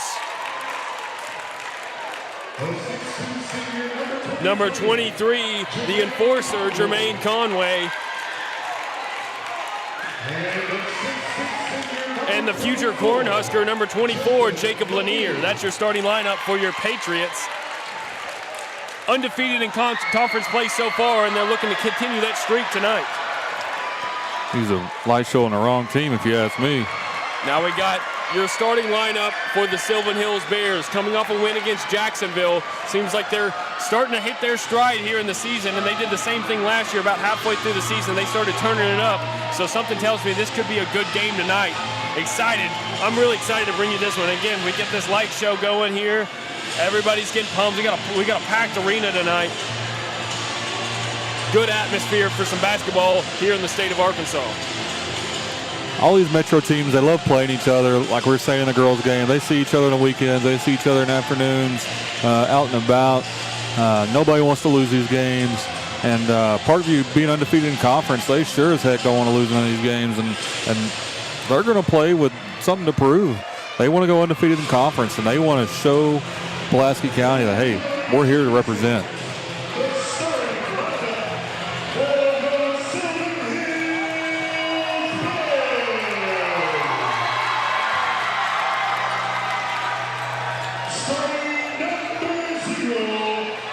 Number 0, Ryan Parham. Look at these graphics on here. I'm impressed. It's not that cool. Number 15, Ethan Jones. Number 10, Keenan Morris. Number 5, J.J. Wise. Seems like a hometown favorite. And number 4, Darius Folks. It's cool. I'm just a hater. I just wish I had that when I was at school. That's pretty cool. And they're playing the Bulls. That's the Bulls walkout music, too, from back in the day, the Jordan days. I guess it probably still is their walkout music, if I was going to guess. But so, big game on our hands right now. Let's start with the Parkview Patriots. What I think they need to do defensively. I know a lot about this Sylvan Hills Bears team. I called a lot of games for them last season. And I can tell you right now, J.J. Wise, he can hit some threes. If you let him get hot, watch out, because he can just keep banging them home from 3 all night long if you let him.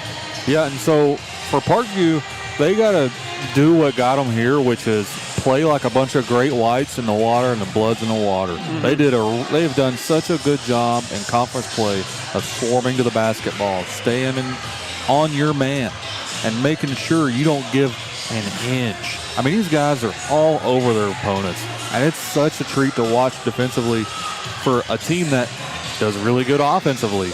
Most of the time, you get one or the other. These guys put together complete games almost every night out. Coach Harrison does a good job of keeping this team, the team's intensity up, no matter what's going on the court. They play with an intensity on offense and defense, and you just gotta love it if you're a basketball fan. Oh yeah. So Tuesday night, up 71. pushing at a breakneck speed. So this is the second game in a row now that they didn't start the clock when the ball was tipped. So they're gonna have to get the clock fixed up real fast. Give them the pink slip.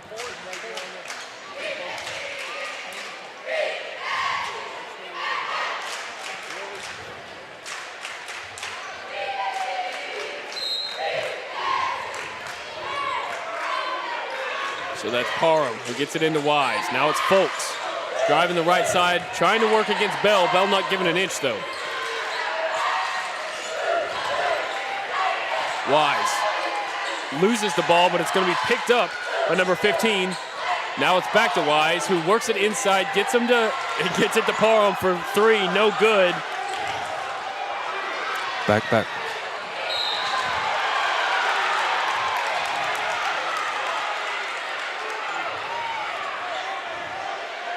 So they're going to whistle. Okay, so they're going to get Ryan Parham on the foul, and that's going to send Hansberry to the line for 2. The way to draw the foul, Colby Bell had a good trail path to the basket, but we got to the line. Get some free throws here. First one's good from Hansberry. That's going to be our first points on the board for this ball game.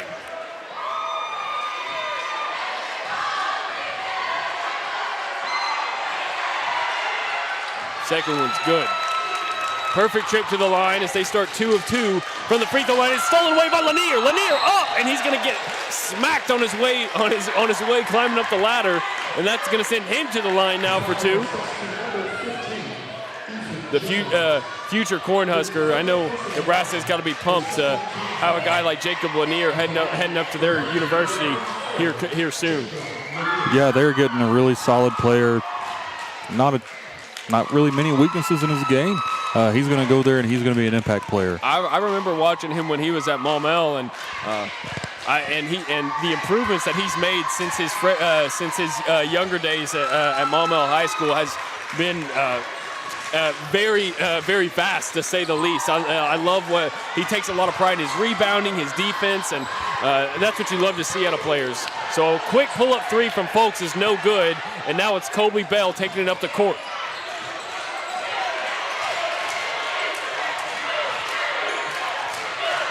So you talk about the development of his... Will stepped on the half-court line, and it's going to be over and back. The leadership improvements that I've seen from Jacob Lanier this year have been awesome. He is really coming into his own as the leader of this team, and I'm really looking forward to watching his career. Folks. Bears passing it around.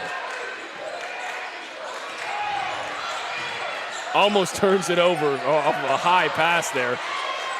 Folks somehow kind of brings it down. J.J. Wise, deep 3, no good. Rebound, Hansberry. And it's going to be poked out of bounds. I think that was Parham. My mistake, that was Keenan Morris. And so it's going to remain with the Patriots.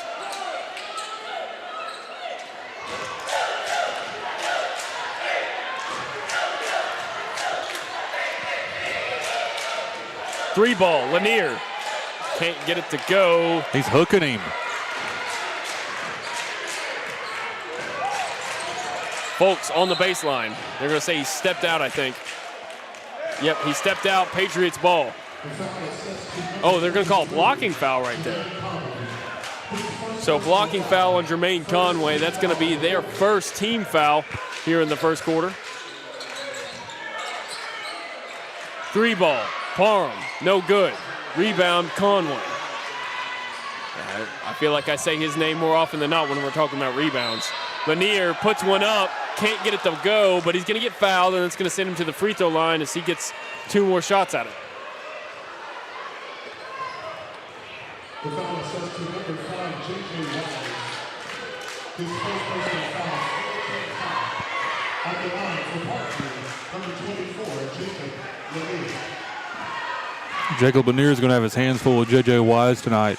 I expect to see a big game from Jermaine Conway and Colby Bell.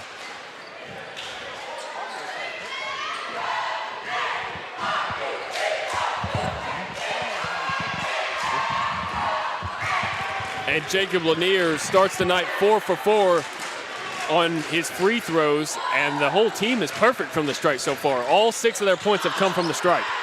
Wise drives it in the lane, up, and he's going to get fouled by Jermaine Conway. That's already his second foul so far early on in this ball game. Got to watch out for that. And that's going to send J.J. Wise to the stripe. Usually a lot more sound on defense. Jermaine Conway come off his feet and gave an unfortunate foul. The Bears have a lot of great athletes, and when they show off their athletic talents, it's hard to defend while standing on the ground. So they got to figure out a way to do it smartly without drawing the foul. So Jermaine Conway takes a seat as number 2 Chris Edwards is going to check into the ball game for the Patriots.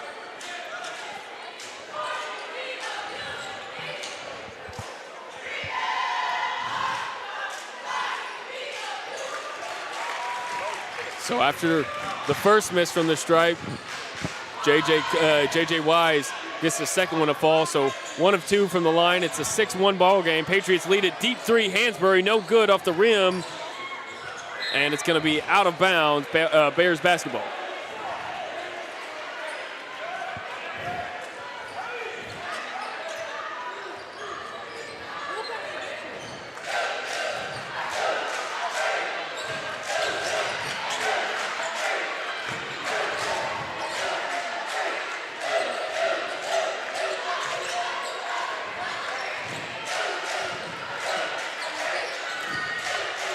Wise gets it over to Morris for 3, no good, and the Patriots come away with a rebound. Hansberry in the lane, puts one up, and he gets it to go. What a finish right there in the lane with the contact. I like watching Hansberry play. He's fun to watch. No, he's got some amazing length and height, and he uses it. He uses it well to his advantage. Well, his play style reminds me a lot of J.R. Smith. Just a bucket anytime he wants one. You know, I kind of like that reference for sure. He definitely does remind me of J.R. Smith back in the day. Lanier, deep 3. Off the rim, no good, but it was rebounded by Edwards, who can't finish on the follow-up. And now it's the Bears back on offense. Wise, quick pull-up for 3. He gets it to fall.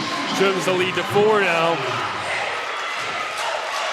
Man, early on in this ball game, it feels like this feels like a state tournament game. The amount of energy in this arena right now. Well, everybody's still up from the girls' game. What a fantastic finish that was for both teams, and carrying it over to this one. So after the miss from Hansberry, we got Parham underneath the bucket, who's going to draw the foul, and that's going to send him to the line for 2.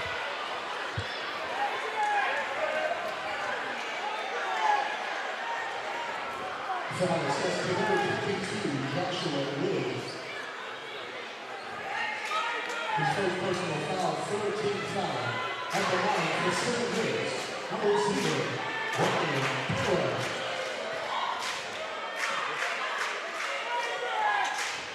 See a lot of hands on hips here tonight, going in the 3rd game of the week. Wonder how the stamina's going for both teams. You know, that's a good question. That's something that we haven't even brought up. This is their first week with makeup games after all those misses, after missing those games from the snow and ice. And you got to think that legs might be a factor going later on in this ball game. And, you can say, well, Patriots didn't play most of their players during the 4th quarter, but and Tuesday and Wednesday, traveling to BB and traveling to Sylvan Hills, it takes a toll. Full day of school. These kids are working hard in the classroom. Let's get these guys a break.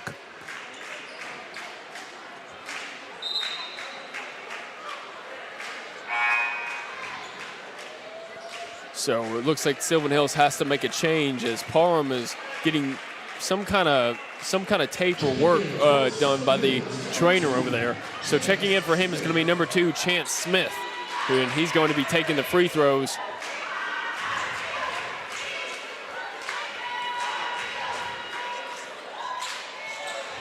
Can't get it to go, but they come away with the rebound. Smith.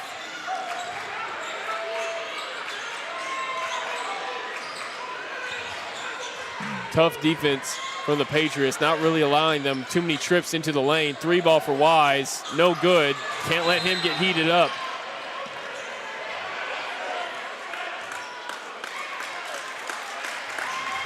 And that's going to be, that call is going to go against the Patriots, as it's going to go against Bruce Williams, number 3. Parham checking back in for Chance Smith and the Bears.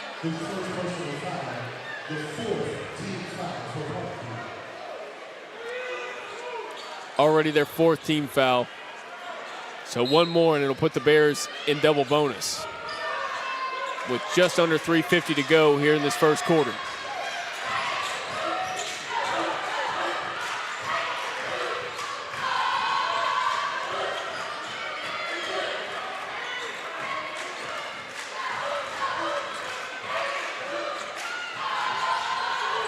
$15 on the shot clock. Wise. Up against Williams. Gets it out to Morris. Morris for 3, way off, but it's going to be a quick rebound and putback from J.J. Wise. Trims the lead to 2.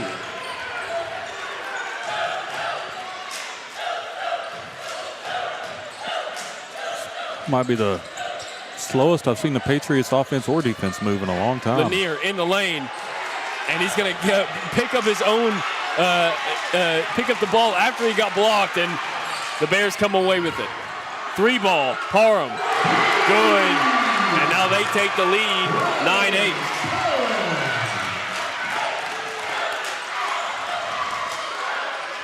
Bears are starting to wake up.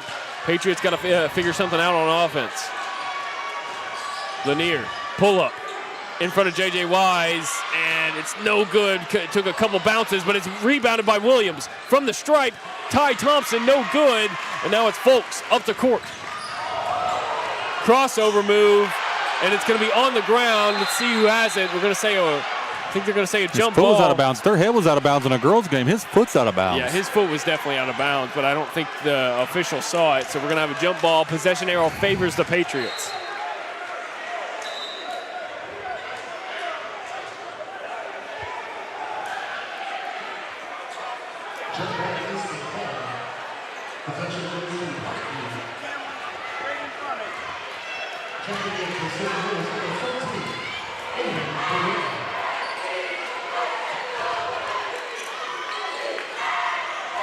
Thompson gets it over to Hansberry. Now it's Lanier working it inside, up and good as he gets the finish. That was a tough finish in the lane through some contact, and they take the lead back. It's good to see Lanier play his game and not force it. Get in there and get a basket. Parham try to get it inside. Too many Patriots there, and now it's J.J. Wise who just chunks one up. No good, and it's, oh my goodness, and the rebound's going to be Burrell for the Bears. 3 ball for the Bears, no good. Lanier right there to catch it. Ty Thompson pushing it up quickly. Up and good as he gets it to go through off some major contact right there from, I think that was Ryan Parham. I'm wondering where the call was on that one.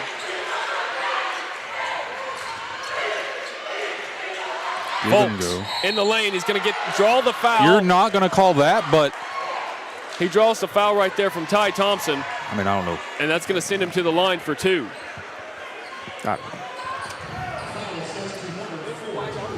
I'm just a commentator.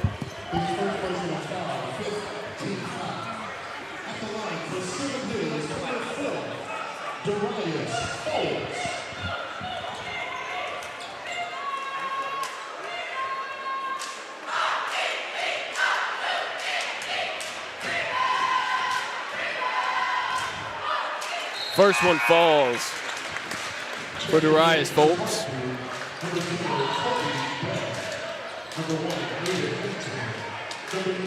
Remember the last close game that Brian Williams checked into? What happened? That's a good point. I totally forgot about that. Brought him in against Greenbrier. Daggers. So on the court right now for the Patriots is Colby Bell, Ty Thompson, Aiden Hansberry, Jacob Lanier, and Brian Williams. And what my partner over here is referring to is Brian Williams making like about 7 threes in a row against Greenbrier. Lanier, tough finish underneath, can't get it to go. Almost had his own rebound though, and it's off the foot. The Bears come away with it. Timeout right there for the Sylvan Hills Bears. That was probably a smart timeout. Question though, if you call the timeout like that, does the clock reset on the 8 seconds? I think maybe I don't think it does on like upper levels, like in college. I don't think it'll reset if they call a timeout in that situation. But it makes sense that it would reset for high school, I guess. Man, if I'm Coach Harrison, I tell Jacob, this is your game to go get. Don't force it, but you're the best player on the court. Play your game. Don't force it. And nobody one-on-one can guard you on the other team, so just go play your game and watch the score just, blow up.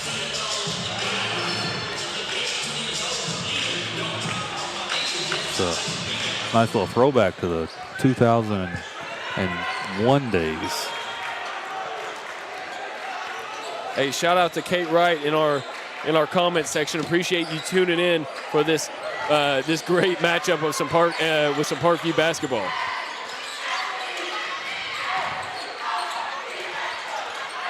In the lane, out of bounds. No. It's going to stay with the Patriots. Going to say it went off of Brian Williams.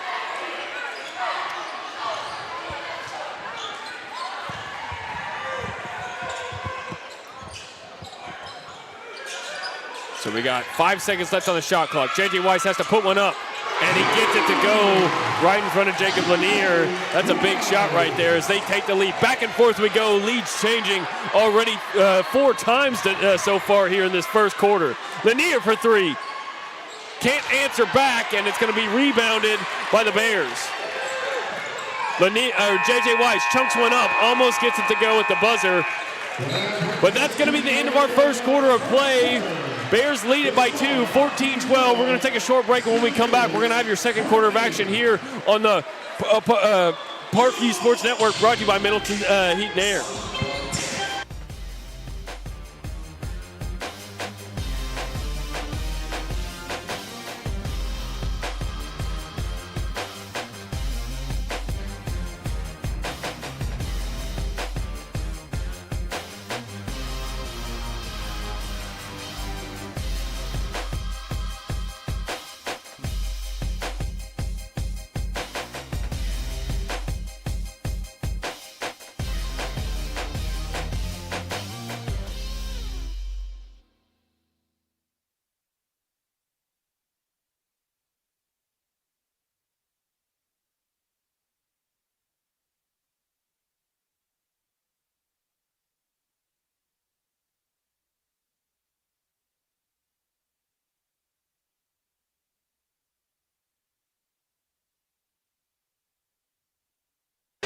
Hi, and welcome back to the Parkview Sports Network, brought to you by Middleton Heat and Air.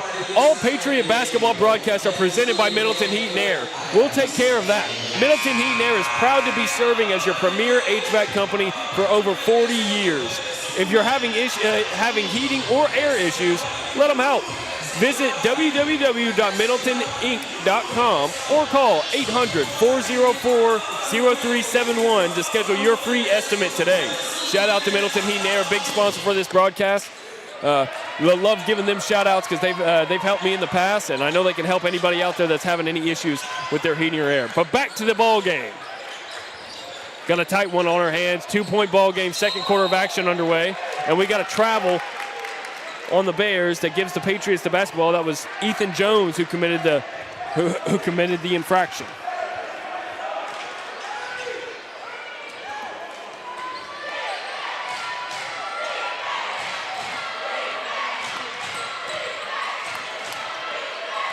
Wills gets it over to Hansberry. Now inside to Lanier. Wills finds himself open at the free throw line, and he gets it to fall. Nice shot right there, and good find from Jacob Lanier. Will's normally known for his defense and facilitating. I like seeing that. I've seen a few games where his offense has kind of popped off. It doesn't happen too often, but I love to see it when it happens. Wise finds himself wide open. Can't let that guy be open for threes, but luckily he misses. And now it's Lanier by himself. Showtime! Slams it home. Play your game, son. Keep it going. He's due for one of those. He's due for at least one of those a game. Wise working on Lanier. Up off the Euro step, and he gets it to go. Hey, Wise doesn't want to. Isn't going to back down. Inside to Hansberry, but it's going to get poked away. That's Darius Folks, who got in the middle of that passing lane. And now it's J.J. Wise for three. No good. His foot was on the line, though. I was curious if they were going to call it a three or not. Or the player came out of me where I was like, for the line. Hansberry, three ball. Bang! He hits it. And the lead goes back to the Bears. Back and forth we go. That's the fifth lead change already in this ball game. If you didn't think this was going to be a good game, I don't know what you were thinking. Who else takes that shot? J.R. Smith. It is so fun to watch now that I've put it together in my own head. I was like, that kid can play. You know, I just love the calmness under pressure that the Patriots play with. It seems like they are not fazed by no matter what the score is, they aren't phased. It doesn't matter how many seconds are on the shot clock, how many seconds are on the game clock. They're going to come through with a clutch play. Seems like every single time down the court. That just comes from an ultimate belief in yourself, and when you got 8 seniors that have been playing together for as long as these guys have, it's something that's easy to see when they display it. And it starts with 24. And I don't know if I'm not sure if I'm not sure how this game is going to finish out, but I'm going to be really excited to see. I'm going to be really excited to see what Josh Wills does. I think Wills can step it up big time in the offensive role for sure going forward tonight. Stay on your feet. Stay on your feet. Out of bounds to see who. Okay, they're going to say it's still Bears ball.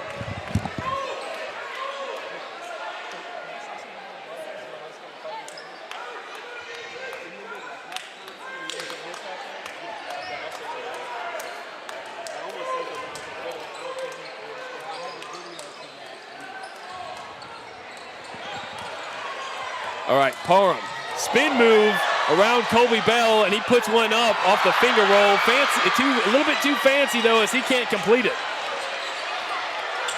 And the Patriots come away with a steal. Up and good as Colby Bell finishes on the fast break, extending their lead to 5. Wise almost loses the ball, and he does. Lanier, another steal. Hansberry gets it to Bell for 3. No good. And Wise is going to commit the foul on Joshua Wills. And so the Patriots are going to stay in possession of the basketball. Game's getting aggressive.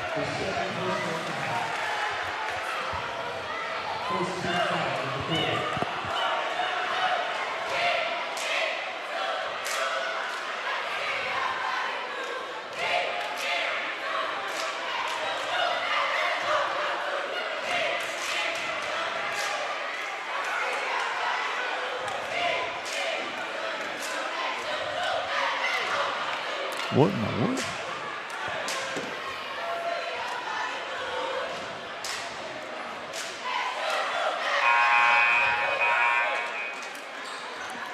Who's on the buzzer? Someone who likes the sound of the buzzer. Lanier off the inbound. Up, no good. Gets his own miss, though. And he's going to get fouled, and that's going to send him to the stripe for 2.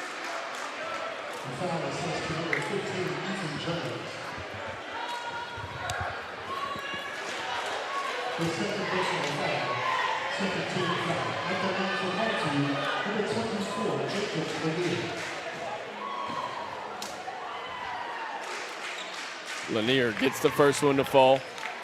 Money. Makes it a 6-point ball game. Largest lead of the night so far for the Bears.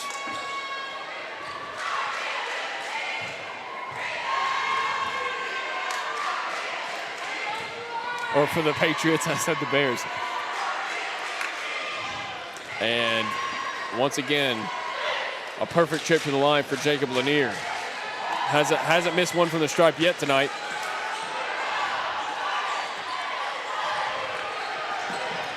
Bears struggling to get it across half court. And it's going to go out of bounds into the hands now to Hansberry, who puts it up and in off the great defense right there. Full court press was giving the Bears some troubles. And Coach Josh Hill wants to talk things over. And check out this rebound right here. It gets it inbounds to Parham, and then the Bears struggling to get it across, and it's poked away. It's poked away by Colby Bell. They try to save it. It gets right into Lanier, who finds a great pass to Aiden Hansberry and finishes it up. Just a great offensive possession right there from the Patriots. When those two are playing on the same page, there's not many backcourts that are going to stand up to them. And there's some great players in this 5A Central. There's some really good teams. Jacob Lanier and Hansberry, that's a tough couple to deal with.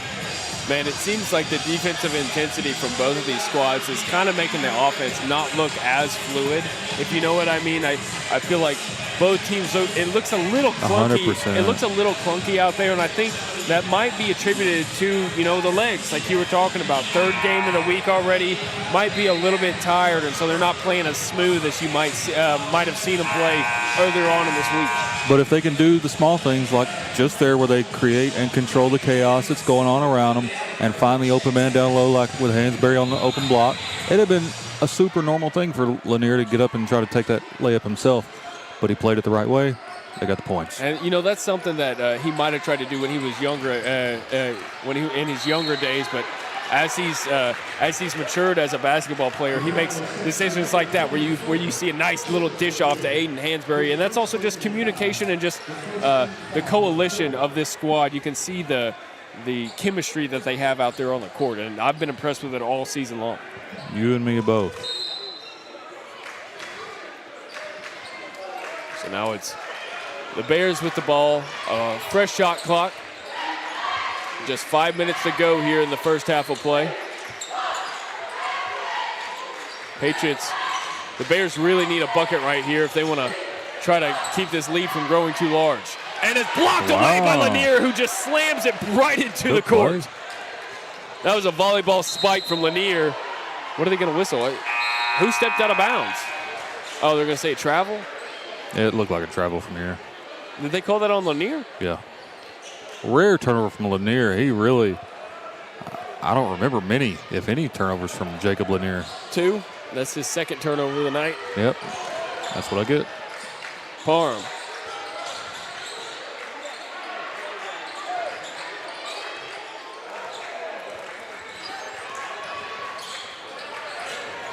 Bears trying to keep it in the single digits when it comes to this lead. J.J. Wise from mid-range. Can't get it to fall. And now it's Wills who comes away with the rebound, and he gets it to Lanier. Pull up, 3. Those are that might just be tired legs right there.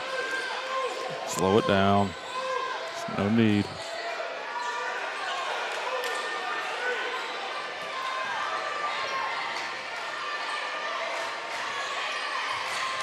Lanier, step back, and he's going to get the foul and the bucket. Wow, what a shot to complete through the contact from mid-range, and that's going to send him to the line. Check this replay out right here. He's going to go away from the screen, step back, pull up, double clutch, make it. It wasn't that difficult. Hey, clear contact right there from Ryan Parham. No, he makes those plays look easy sometimes. Lanier is that talented for sure. Up, and he gets it to go on his own follow. Wow. How did they just let him follow up his own bucket?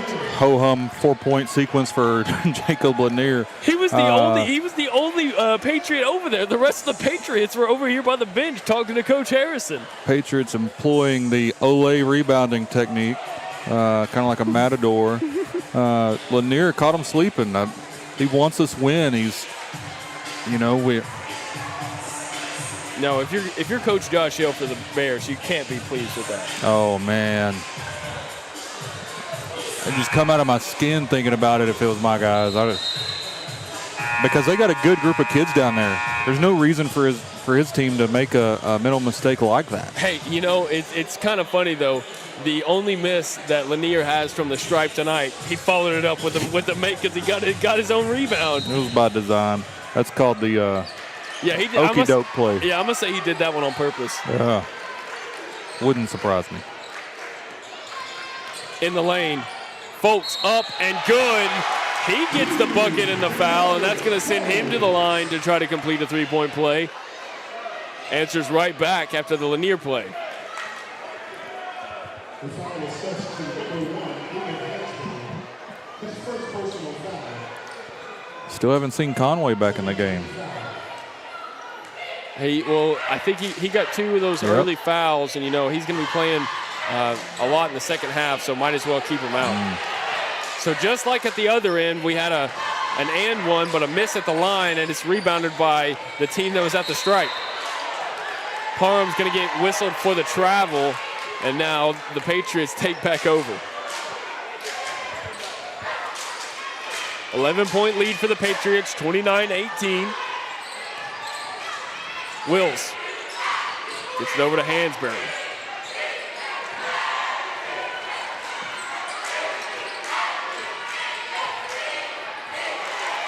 J.J. Wise with a great steal on Hansberry.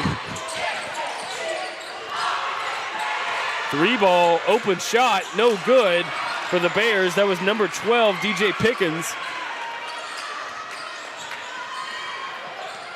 Wills is going to get it blocked away by Pickens. Where did this guy come from? And now it's going to be stolen away by Wills. Bodies everywhere. Pandemonium. J.J. Wise for 3, no good. Pickens comes away with an offensive board. Folks for 3, no good. Pickens another offensive board. That time they're going to whistle him for the offense for the push before he got the offensive board. He wasn't happy with the call, but the Patriots get the ball back. Lanier and Ty Thompson coming back in. They're about to push this basketball. Yeah, I think we're definitely seeing some tired legs out there from both squads. You can tell they're on a 3-game week. And they did score 97 points 2 nights ago. Yeah. Oh, Lanier loses the ball out of bounds. They're going to say it stays at this end, though, as it was last touched by J.J. Wise for the Bears.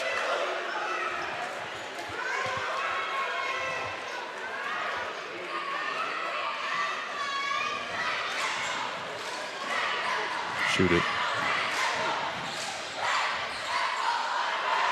Folks comes up with the steal. Can we lay off the whistle? Comes up with the steal. Now it's Colby Bell who's going to get. It was a foul. Who's going to get whistled for the foul? That's their 3rd team foul here in the second quarter.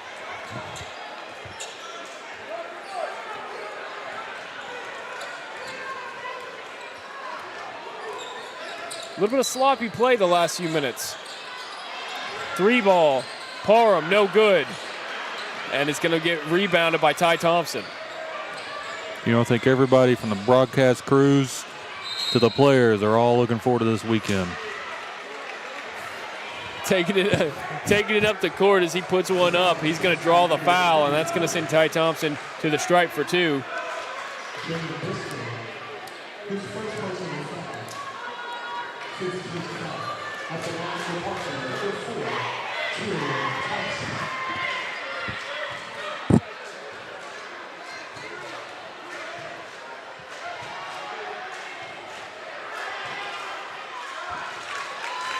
First one's good from Ty Thompson.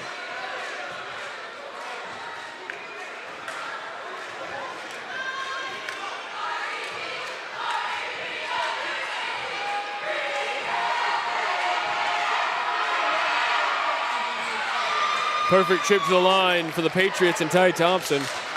Stretches their lead out to 13.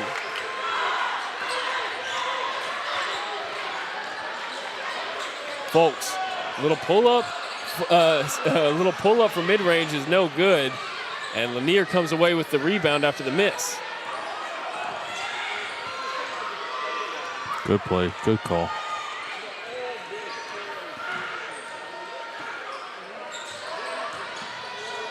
Three-ball, Bruce Williams can't get it to go, and now it's Ryan Parham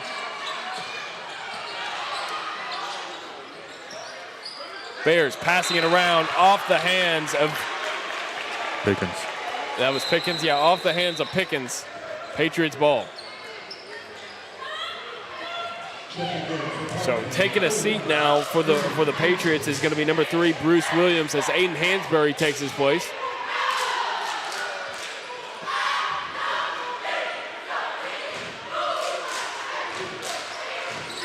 Weeks like these, you got to be glad to have 8 seniors on your team. Bell on the baseline. They're going to Get say out of town. They're going to say he traveled with it. I'm not sure if I saw that one pivot foot move before he dribbled, but you know, you keep seeing a lot of these shots that we've seen tonight from both squads that just a little bit short, hit the front of the iron. You know what I mean?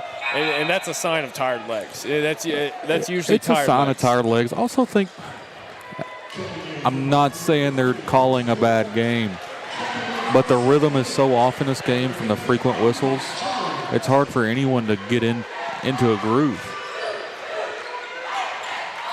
Pong to Wise, open 3, no good.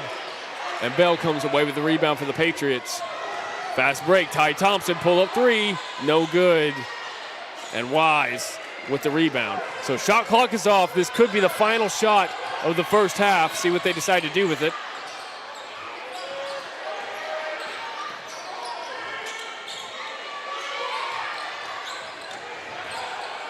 Wise is going to draw the foul from Ty Thompson. That's going to be that's going to be the Patriots' 4th team foul now in the second quarter. One more foul and they will be in the bonus, but not a lot of time left to draw that foul.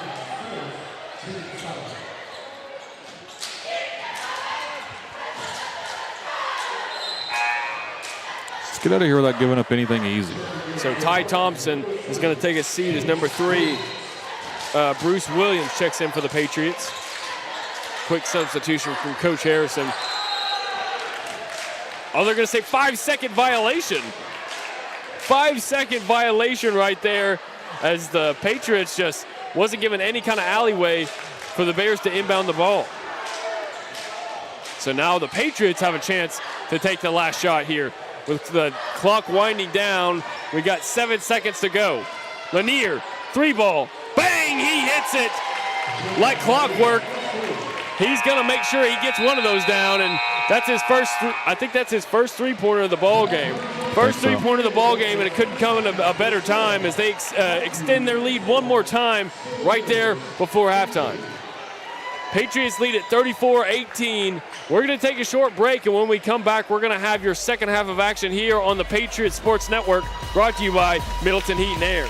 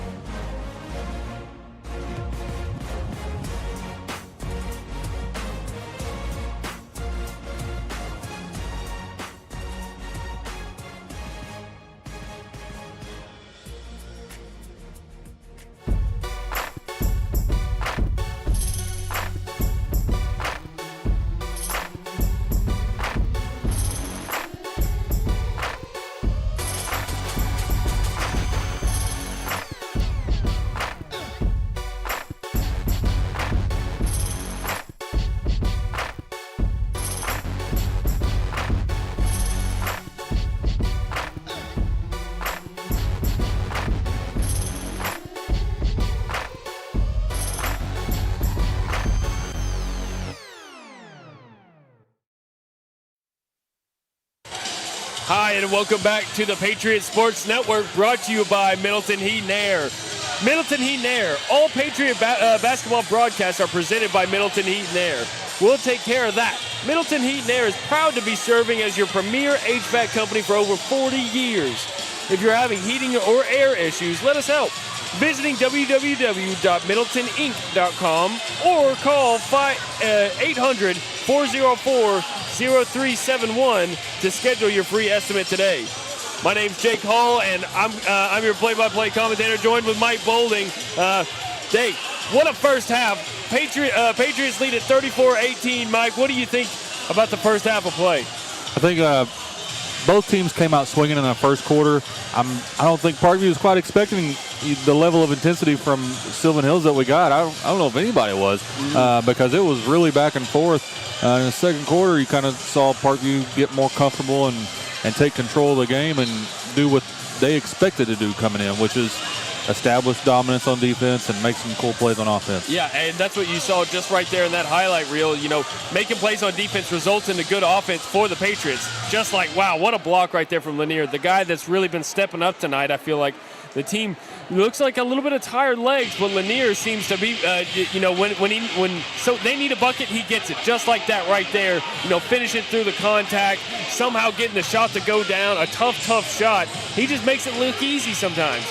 A three ball, you know, that's what this team has come to expect from Jacob Lanier. If they need a bucket, he can get this offense going for sure. Big time players make big time plays. And big time play right there, climbing the ladder and slamming it home. And when it was looking dicey for a minute, you look to your big time players to corral the troops and say, hey, hop on my back, let's go. Let's get to the finish line. And that's exactly what they did. You could see him take control and lead his guys. Now, don't get what Coach Harrison's got to be telling his team. Don't get complacent. These Sylvan Hills Bears can make some threes if you let them. If you leave them open, they can start draining threes. So watch out. They can come back in a hurry. But I don't know if you guys saw there at the halftime. Just wanted to give a quick shout out to our parent broadcast as they get the finish right there. Nice shot right there from Jermaine Conway. But hey, shout out to our parent broadcasting company, Natural State Sports, as they will be broadcasting all of the 5A state tournament this year in Farmington. It's going to be an exciting one. I know and as of right now, it's looking like the Patriots are going to be making a big splash up there. So J.J. Wise finishes right next to the basket. You're gonna get more more broadcast brought to you by Natural State Sports of the 5A state tournament. So really excited that Natural State Sports can bring that to all the fans out there that root for any team in the 5A conference. Kobe Bell with a nice finish, driving into the lane on a finger roll. And I'm liking what I'm seeing on the Patriots bench. I think the message at halftime was like, step up. It can be anybody's game. Nobody's wearing their warm-ups like they're going to be on the bench for a long time. Next man up attitude. Oh, man, what a steal right there. I think that was Kobe Bell who forced it. And Lanier is going to lose the ball. Turnover from the Patriots, and you might get a turnover right here from the Bears. You do. It's going to be right back to the Patriots. Next man up. Patriots starting to extend this lead. They lead by 18 already.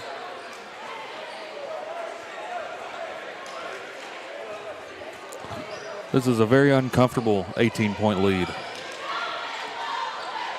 The Bears are not out of this at all. Three ball. And it's good right there. Kobe Bell with a big shot from deep three-point range.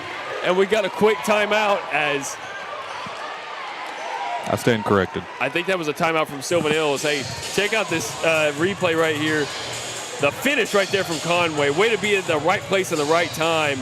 Hey, great position. It really seems like the Patriots just want this ball game more right now. Yeah, Conway missed most of that first half and made an impact right away. And then Kobe Bell with 5 points here. He came out to play. Oh, no, Kobe Bell definitely came out to play. You'll see it right here. Talk about NBA range. That was from about 3 feet away from that three-point line, and he gets it to fall. Wow. Very impressed with how they've come out offensively here in the second half. Yeah, these seniors haven't seen a moment this year that's too big for them. And for a good 8 minutes, it looked like Sylvan Hills was going to give them everything they asked for.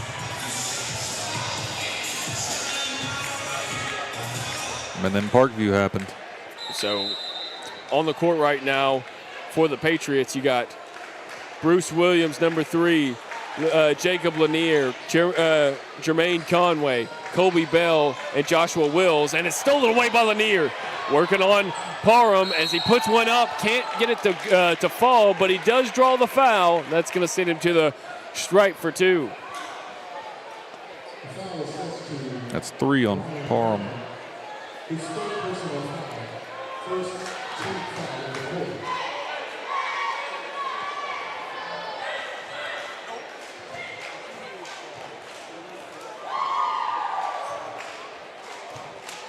Let's see if Lanier can get another follow-up rebound on a free throw. You can't get the first one to fall.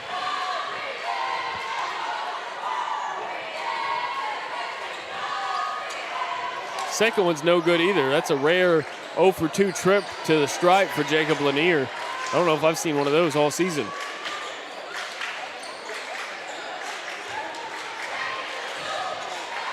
Wise spin move in the lane, no good as it's off the front iron.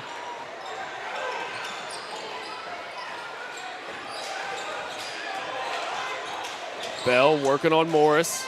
In the lane, Euro stepping. And they're going to say offensive foul. Did they call that on Bell? Say what now? I don't know if I saw that one, but. So that's the Patriots' first team foul of this quarter. So let's see. Okay, so they're going to say he kind of shoved off there. I see that. I see it.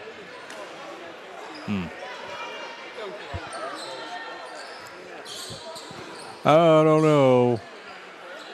You know, if I was an official and I had replay every single time, I'd make all the right calls. Hey, officials have one of the hardest jobs. They do. And I'm still going to give them a ton of flack because I'm a Razorback fan, and that's all we do. And that's going to be Darius Folks, who draws the foul from Lanier, and that's going to send him to the stripe for 2.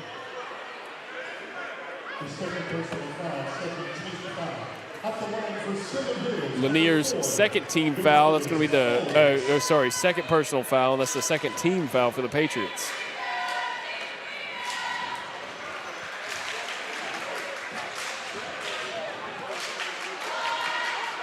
What was the score at the end of the first quarter?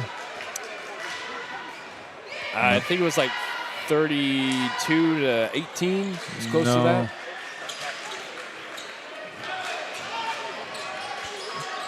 Point is, since the beginning of the second quarter, I think the Sylvan Hills Bears have scored 10 points. Lanier gets it out to Bell for 3 again. Can't get it to fall that time, and it's going to be rebounded by the Bears. Folks. So the Bears have scored 9 points since the beginning of the second quarter. Inside to Folks, puts one up. Can't get that one to go. That's usually Folks' range. That was just some good defense from the Patriots. Did you just say 6'7"? That's what I thought. I was like, they've only scored like 10 points. Okay, I'll join. Wills gets it over to Williams. This is a serious broadcast, people. Patriots from that was Lanier from the stripe as he pulls up and nails one, extending their lead once again. His mid-range jumper is really good. Straight up and down. Stay on the floor. Yep. You get up in the air and you can't really control your body, and that call is going to go against you every time. That's Jermaine Conway's third personal foul, I believe. He's having a very uncharacteristic game tonight.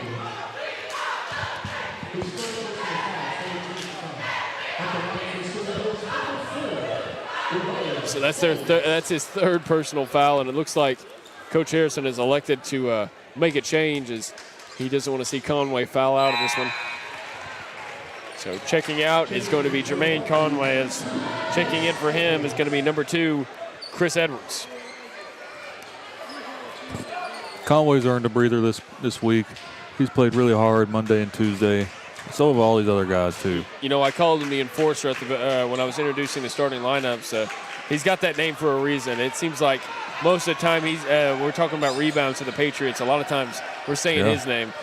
He really controls what's going on underneath the bucket, especially on the defensive end.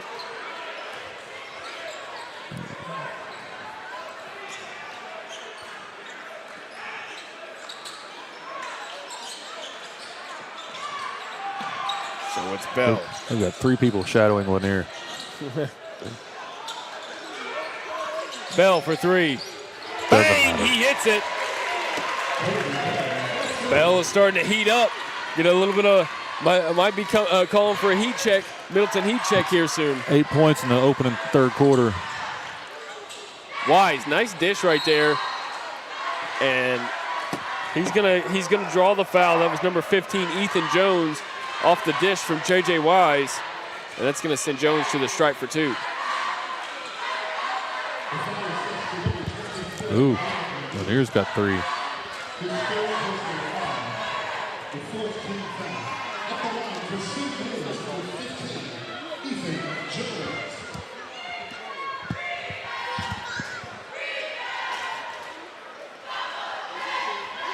So he gets the first one to fall. Coming over to the scorer's bench is Aiden Hansberry as he checks in for Lanier. I think that was called on Lanier, and I think that was his 3rd team foul here tonight. So if you're the Bears, you know, with a guy like Jacob Lanier sitting down, this whole roster is lethal. But when you have one of their best players sitting on the bench, you got to take advantage and try to get some points on the board.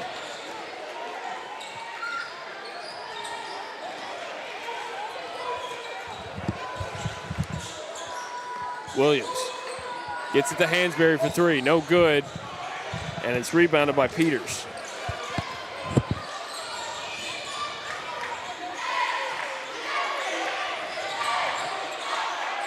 Folks inside, little turnaround shot, no good, and it's rebounded by Chris Edwards.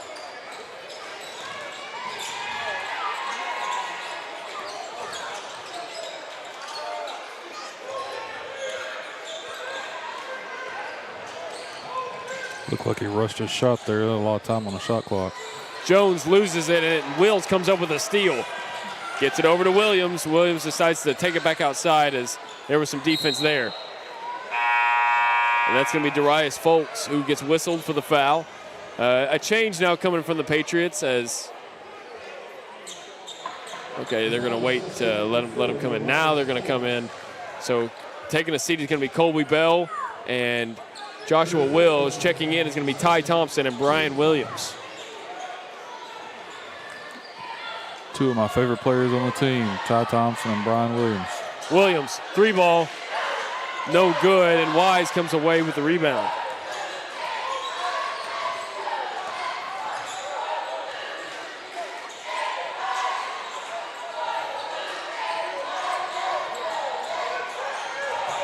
Parham in the lane, gets it to go on a pretty little finish right there, right next to the basket.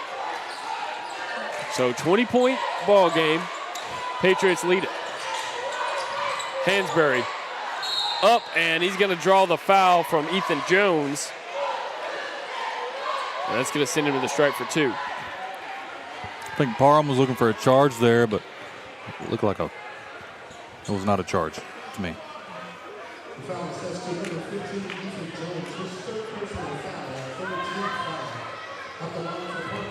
I want to thank everybody for tuning in to this broadcast tonight. If you're enjoying the entertainment so far, make sure you hit that like and subscribe button for us here on the Patriots Sports Network. We love bringing you these games week in and week out. And if you want to hit that notification bell, you'll get notified anytime we go live with more Patriots sports here live on our Sports Network page.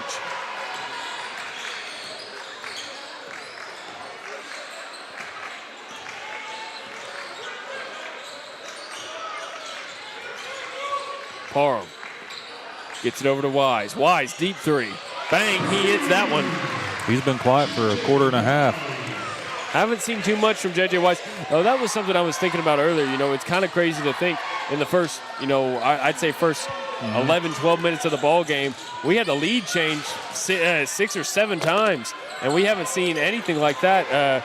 We haven't seen the lead change in a long time. The Patriots are starting to run away with it, so it's just kind of crazy how lopsided this game looks right now compared to how it looked in the first 12 minutes. Sylvan Hills is a fine team. Parkview is a different animal. They pulled away and they're keeping pulling away. I just hope they don't take their foot off the gas, because Sylvan Hills isn't somebody you can just sleep on.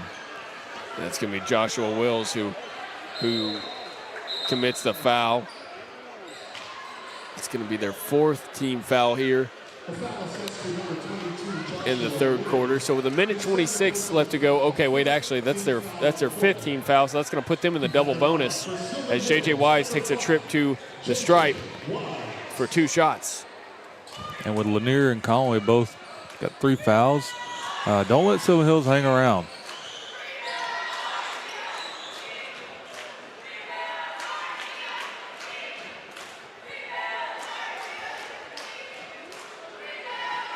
This could very much go like the girls' game, where the Lady Patriots kind of hung around and clawed their way back. You don't want the Bears to do that.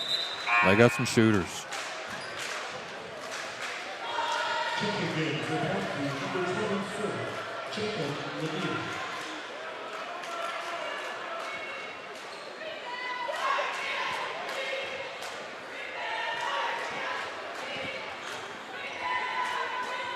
So Chris Edwards takes a seat for the Patriots as Jacob Lanier comes back in.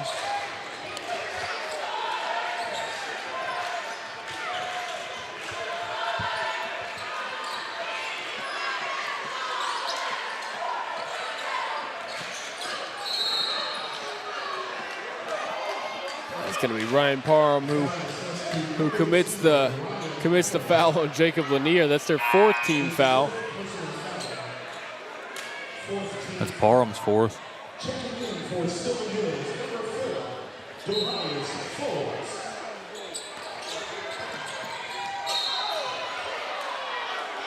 He was.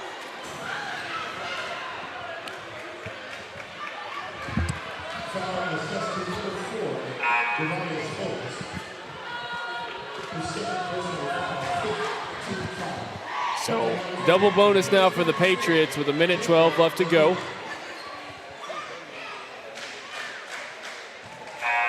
Lanier gets the first one to fall. 17-point lead.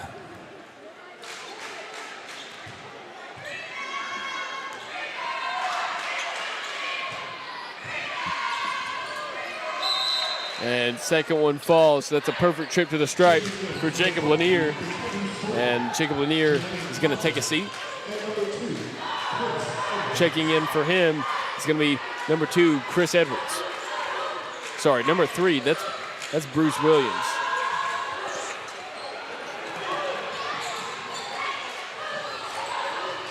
Wise on the outside being guarded by Conway.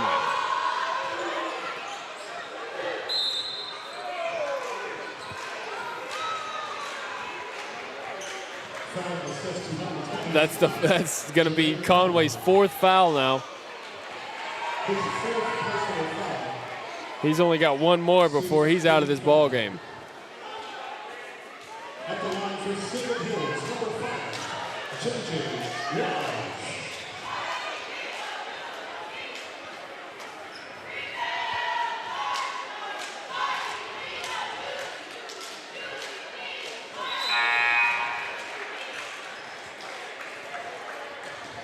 Checking in for Parkview, number 24, Jacob Lanier.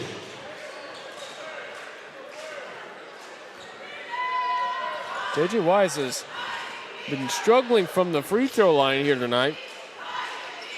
He gets that one to go.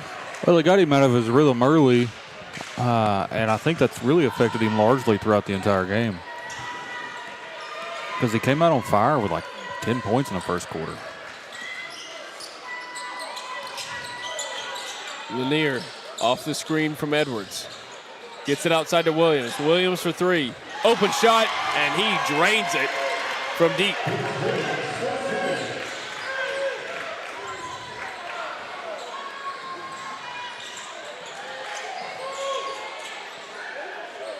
Bears passing it around. They can take the final shot here before the fourth quarter.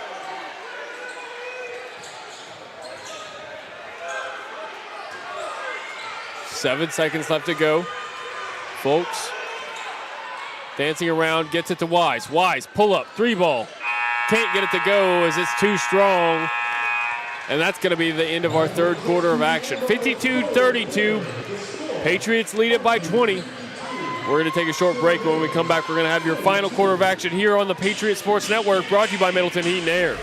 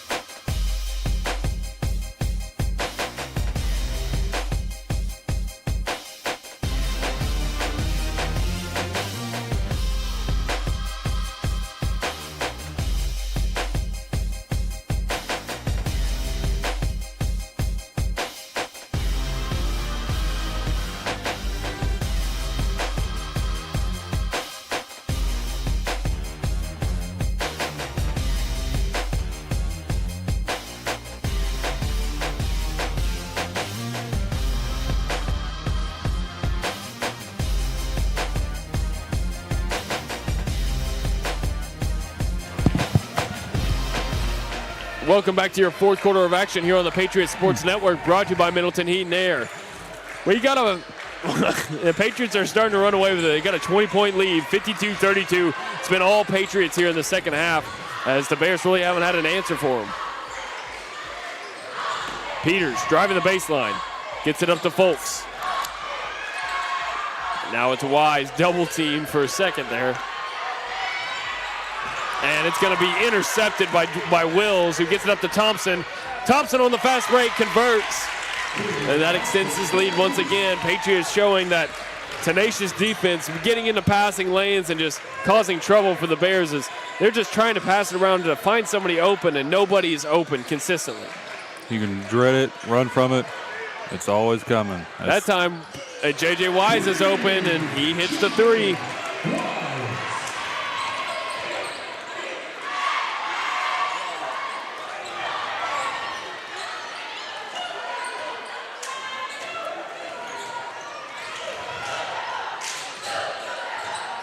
Lanier in the lane, puts one up, gets it to go. Okay.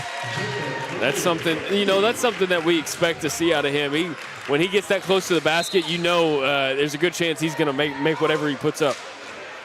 Yeah, he's got really good body control. He's really strong, and he makes really smart plays.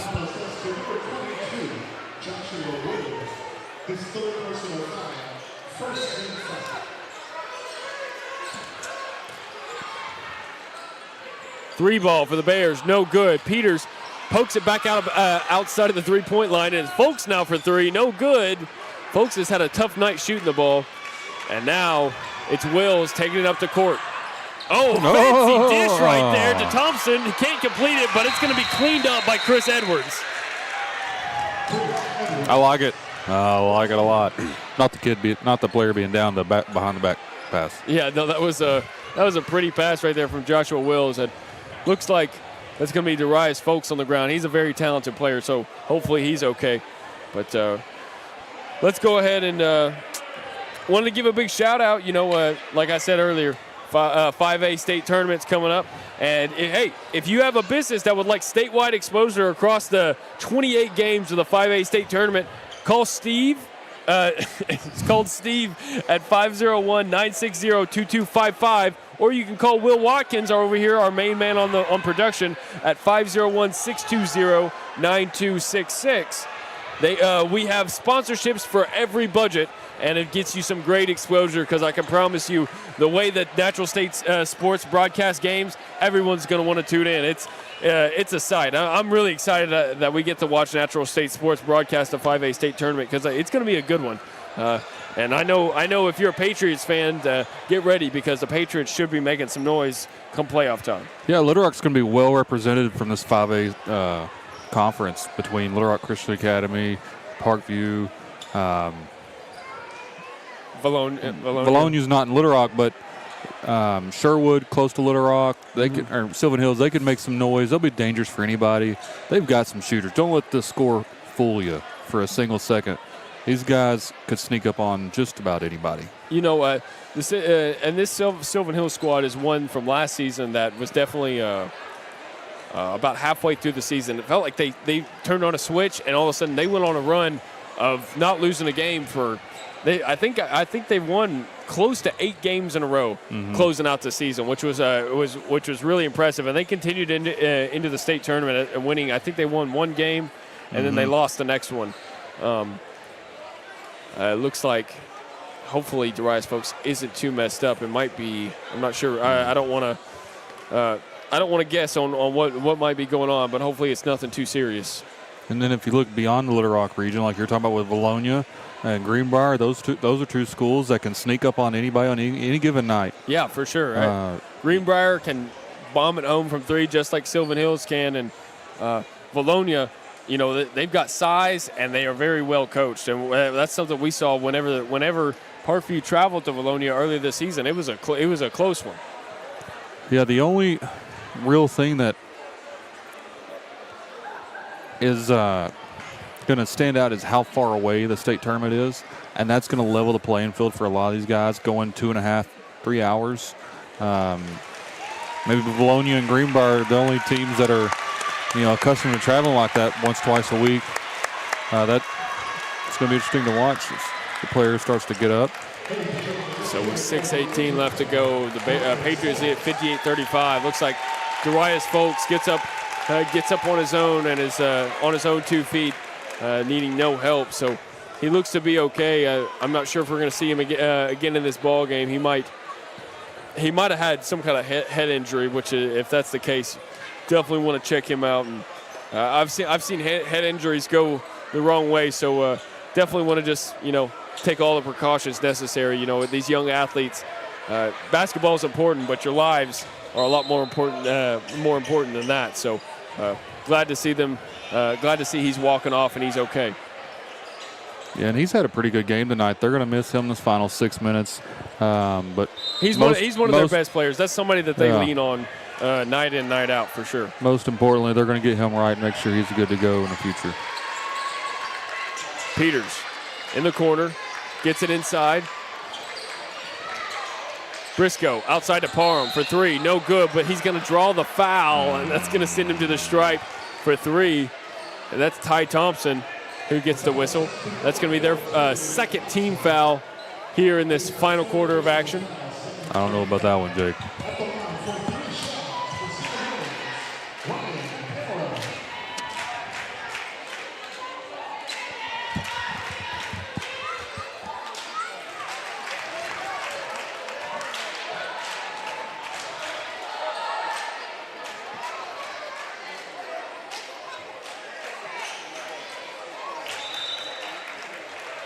Gets that second one to fall.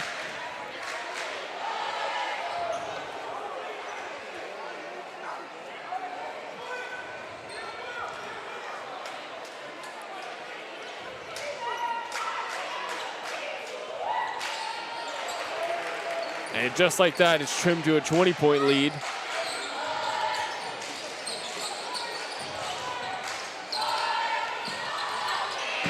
Lanier. 3 ball from the step back, and he gets it to go. Bang! Lanier making it look easy on the step back.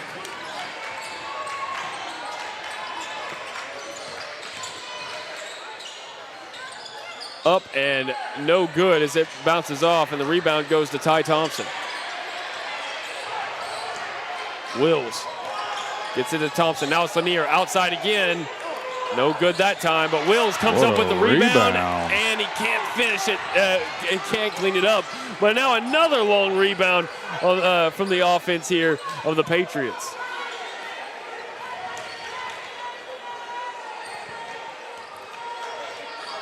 And I think they're content with slowing things down just a hair. Lanier in the lane. He's going to draw the foul. That's going to send him to the stripe for 2. Speaking of the Patriots, let's go ahead and kind of give a rundown of the rest of this schedule. So next Tuesday night, make sure you tune in as we're going to have both the girls and the boys against Greenbrier at home. And then there's going to be a makeup game on Wednesday. I'm assuming it's going to be on Wednesday. I'm not sure who they have scheduled as of just yet. That we should know come by Tuesday night. But that Greenbrier game, that's going to be a big one. I think it's Jacksonville. I think you might be right. I think it is Jacksonville. I think that's correct. No, this squad, the Greenbrier squad, they can shoot the ball really well. So it's going to be interesting to see how that game works out. Something tells me it could be a little bit closer than this one.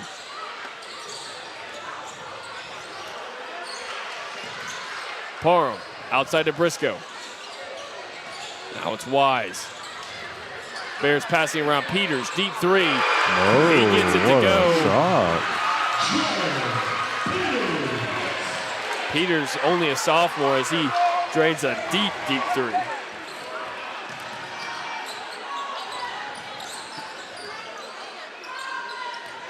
Normally you see the Patriots pushing the gas, but I think they're electing to get out of Dodge.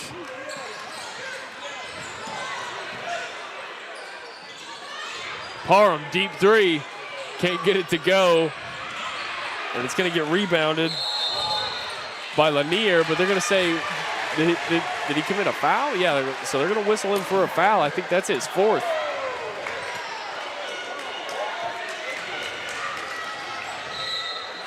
I didn't see a foul. So after Greenbrier, you're going to have Little Rock Christian. At Christian. Now that one, I think everybody knows how big of a game that one's going to be. 3 ball for J.J. Wise, no good. Rebound by Chris Edwards. What's the whistle now? Oh, we got a timeout from Coach Harrison and the Patriots. Trust me, I'm right there with you. I'm like, golly. So timeout from Coach Harrison for the Patriots. He wants to talk things over, maybe get things in order on how he wants this last 3:55 to go for his squad. But yeah, so we got Greenbrier on Tuesday. Then we have Little Rock Christian on Friday. Now, I think everybody in the state knows that one's going to be a big game. I think you can expect that arena to be packed. You got a guy like Jacob Lanier going up against J.J. Andrews. You know, the last time these two teams met, J.J. Andrews was still out. And he, wasn't participating in that ball game, and the Patriots kind of ran away with it. So J.J. Andrews is going to be excited to go up against a squad like the Patriots. Yeah, at the risk of hyperbole, this could be a really good defining moment for 2 young men in particular. I'm a little biased, so I'm hoping 24 comes out and he just shows out and maybe gets that 5th star that he can definitely achieve. Plays with a chip on his shoulder and shows the world what he's got. I'm excited to watch it. Mm-hmm. And then after that, so closing out the rest of the schedule, you have Bologna the Tuesday after that, and then you're going to go at Jacksonville, and then they're going to have a bye game. Then they're going to be at Catholic and BB. So that's brutal. So so as of right now, it seems like they're in the toughest part of their schedule. They're going to be traveling to Little Rock Christian next Friday night, and then the Tuesday after that they have Bologna at home. And those are two of the other best squads going on in the 5A Central for sure. I'm going to hit the brakes on your chair in a second. I know, man. It keeps rolling around. It rolls around too easy on this Lolonium, or I don't even know how to pronounce it anymore. It's a late night.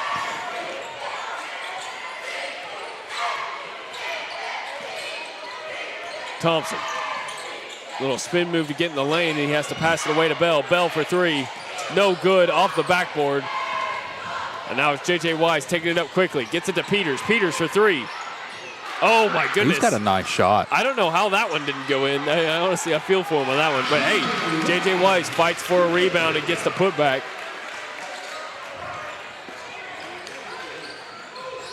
trims the lead to 19.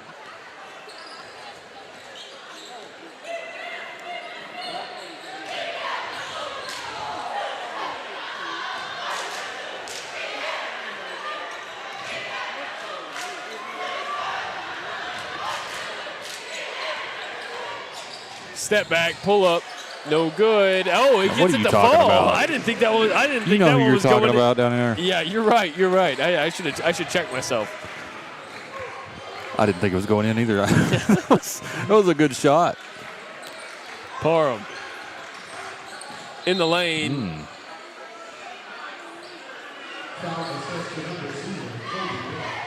So Colby Bell is going to commit the foul, and that's going to be their 4th team foul here in the final quarter. So one more foul, and the Bears will be in double bonus.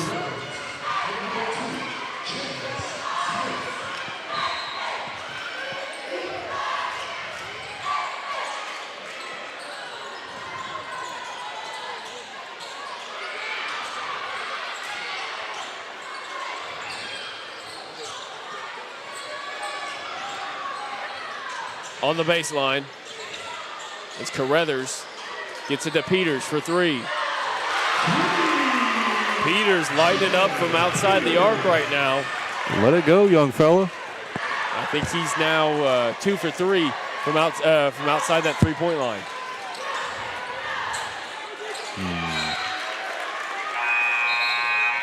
So got a change coming out for the Patriots as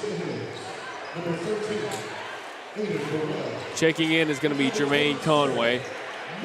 And Jermaine Conway and number 3, Bruce Williams.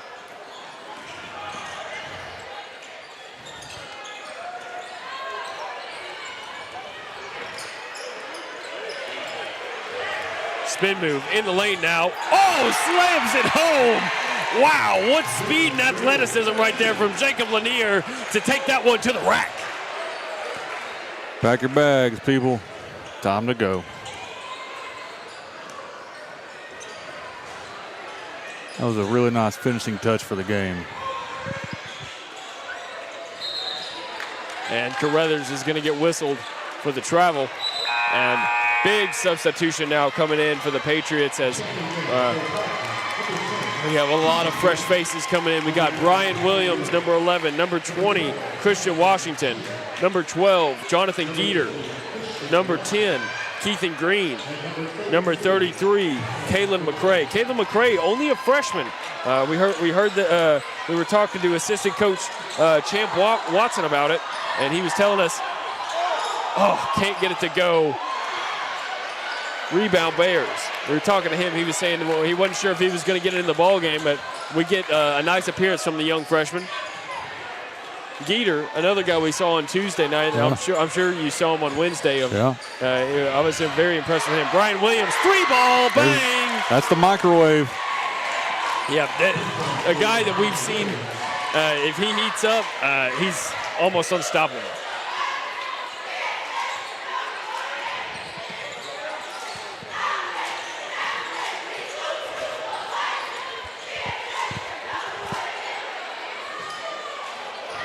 And now it's Geeter taking it up the court.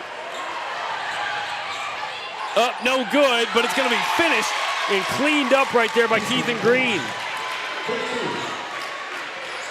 So a big win here on the road in enemy territory. Patriots remain undefeated in conference play and at the top of the standings in the 5A Central. You got to be happy with this if you're Coach Harrison and or if you're a fan of this Patriots team.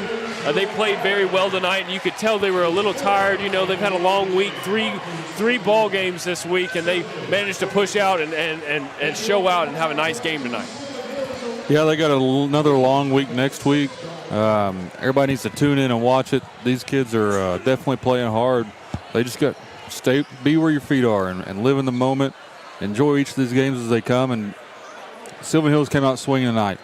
Not many opportunities you're going to get where a team comes out swinging and then you're able to, fight them off. So you can't give any ground. You get your best shot, everybody's best shot. So stay on it.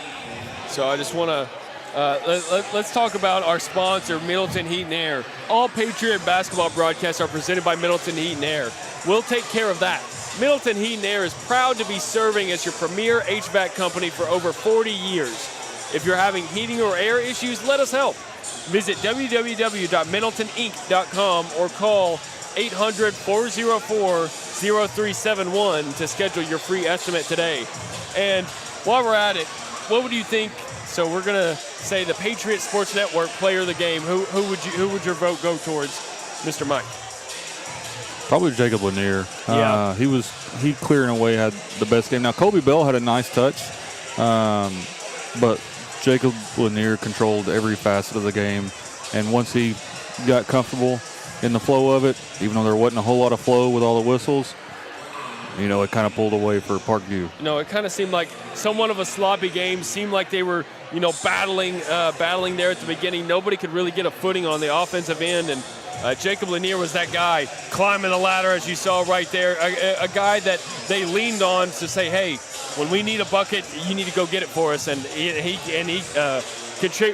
succeeded in doing so. Like it seemed like the majority of the time. You saw a guy like Aiden Hansberry coming up for the team as well, who made some clutch buckets. And Kobe Bell, I feel like kind of probably his one of his bigger games so far this season in conference play. It's his best game I've seen him play this year so far. I came on midway, so I can't speak about before Christmas, but really, I was impressed with what I saw from him. During the next couple weeks and including the tournament run, it's going to come down to, Jacob, and then who else is going to step up to support with the buckets on the side, because it's not a one-man show. They got 8 seniors on that team that can all contribute. Absolutely. Want to remind everybody again, 5A state tournament, Natural State Sports will be broadcasting, and if you have a business you would like statewide exposure across the 28 games for the 5A state tournament, make sure you give us a call. You can call Steve at 501-960-2255, or you can call Will Watkins at 501-620-9266. We have a sponsorship for every single budget.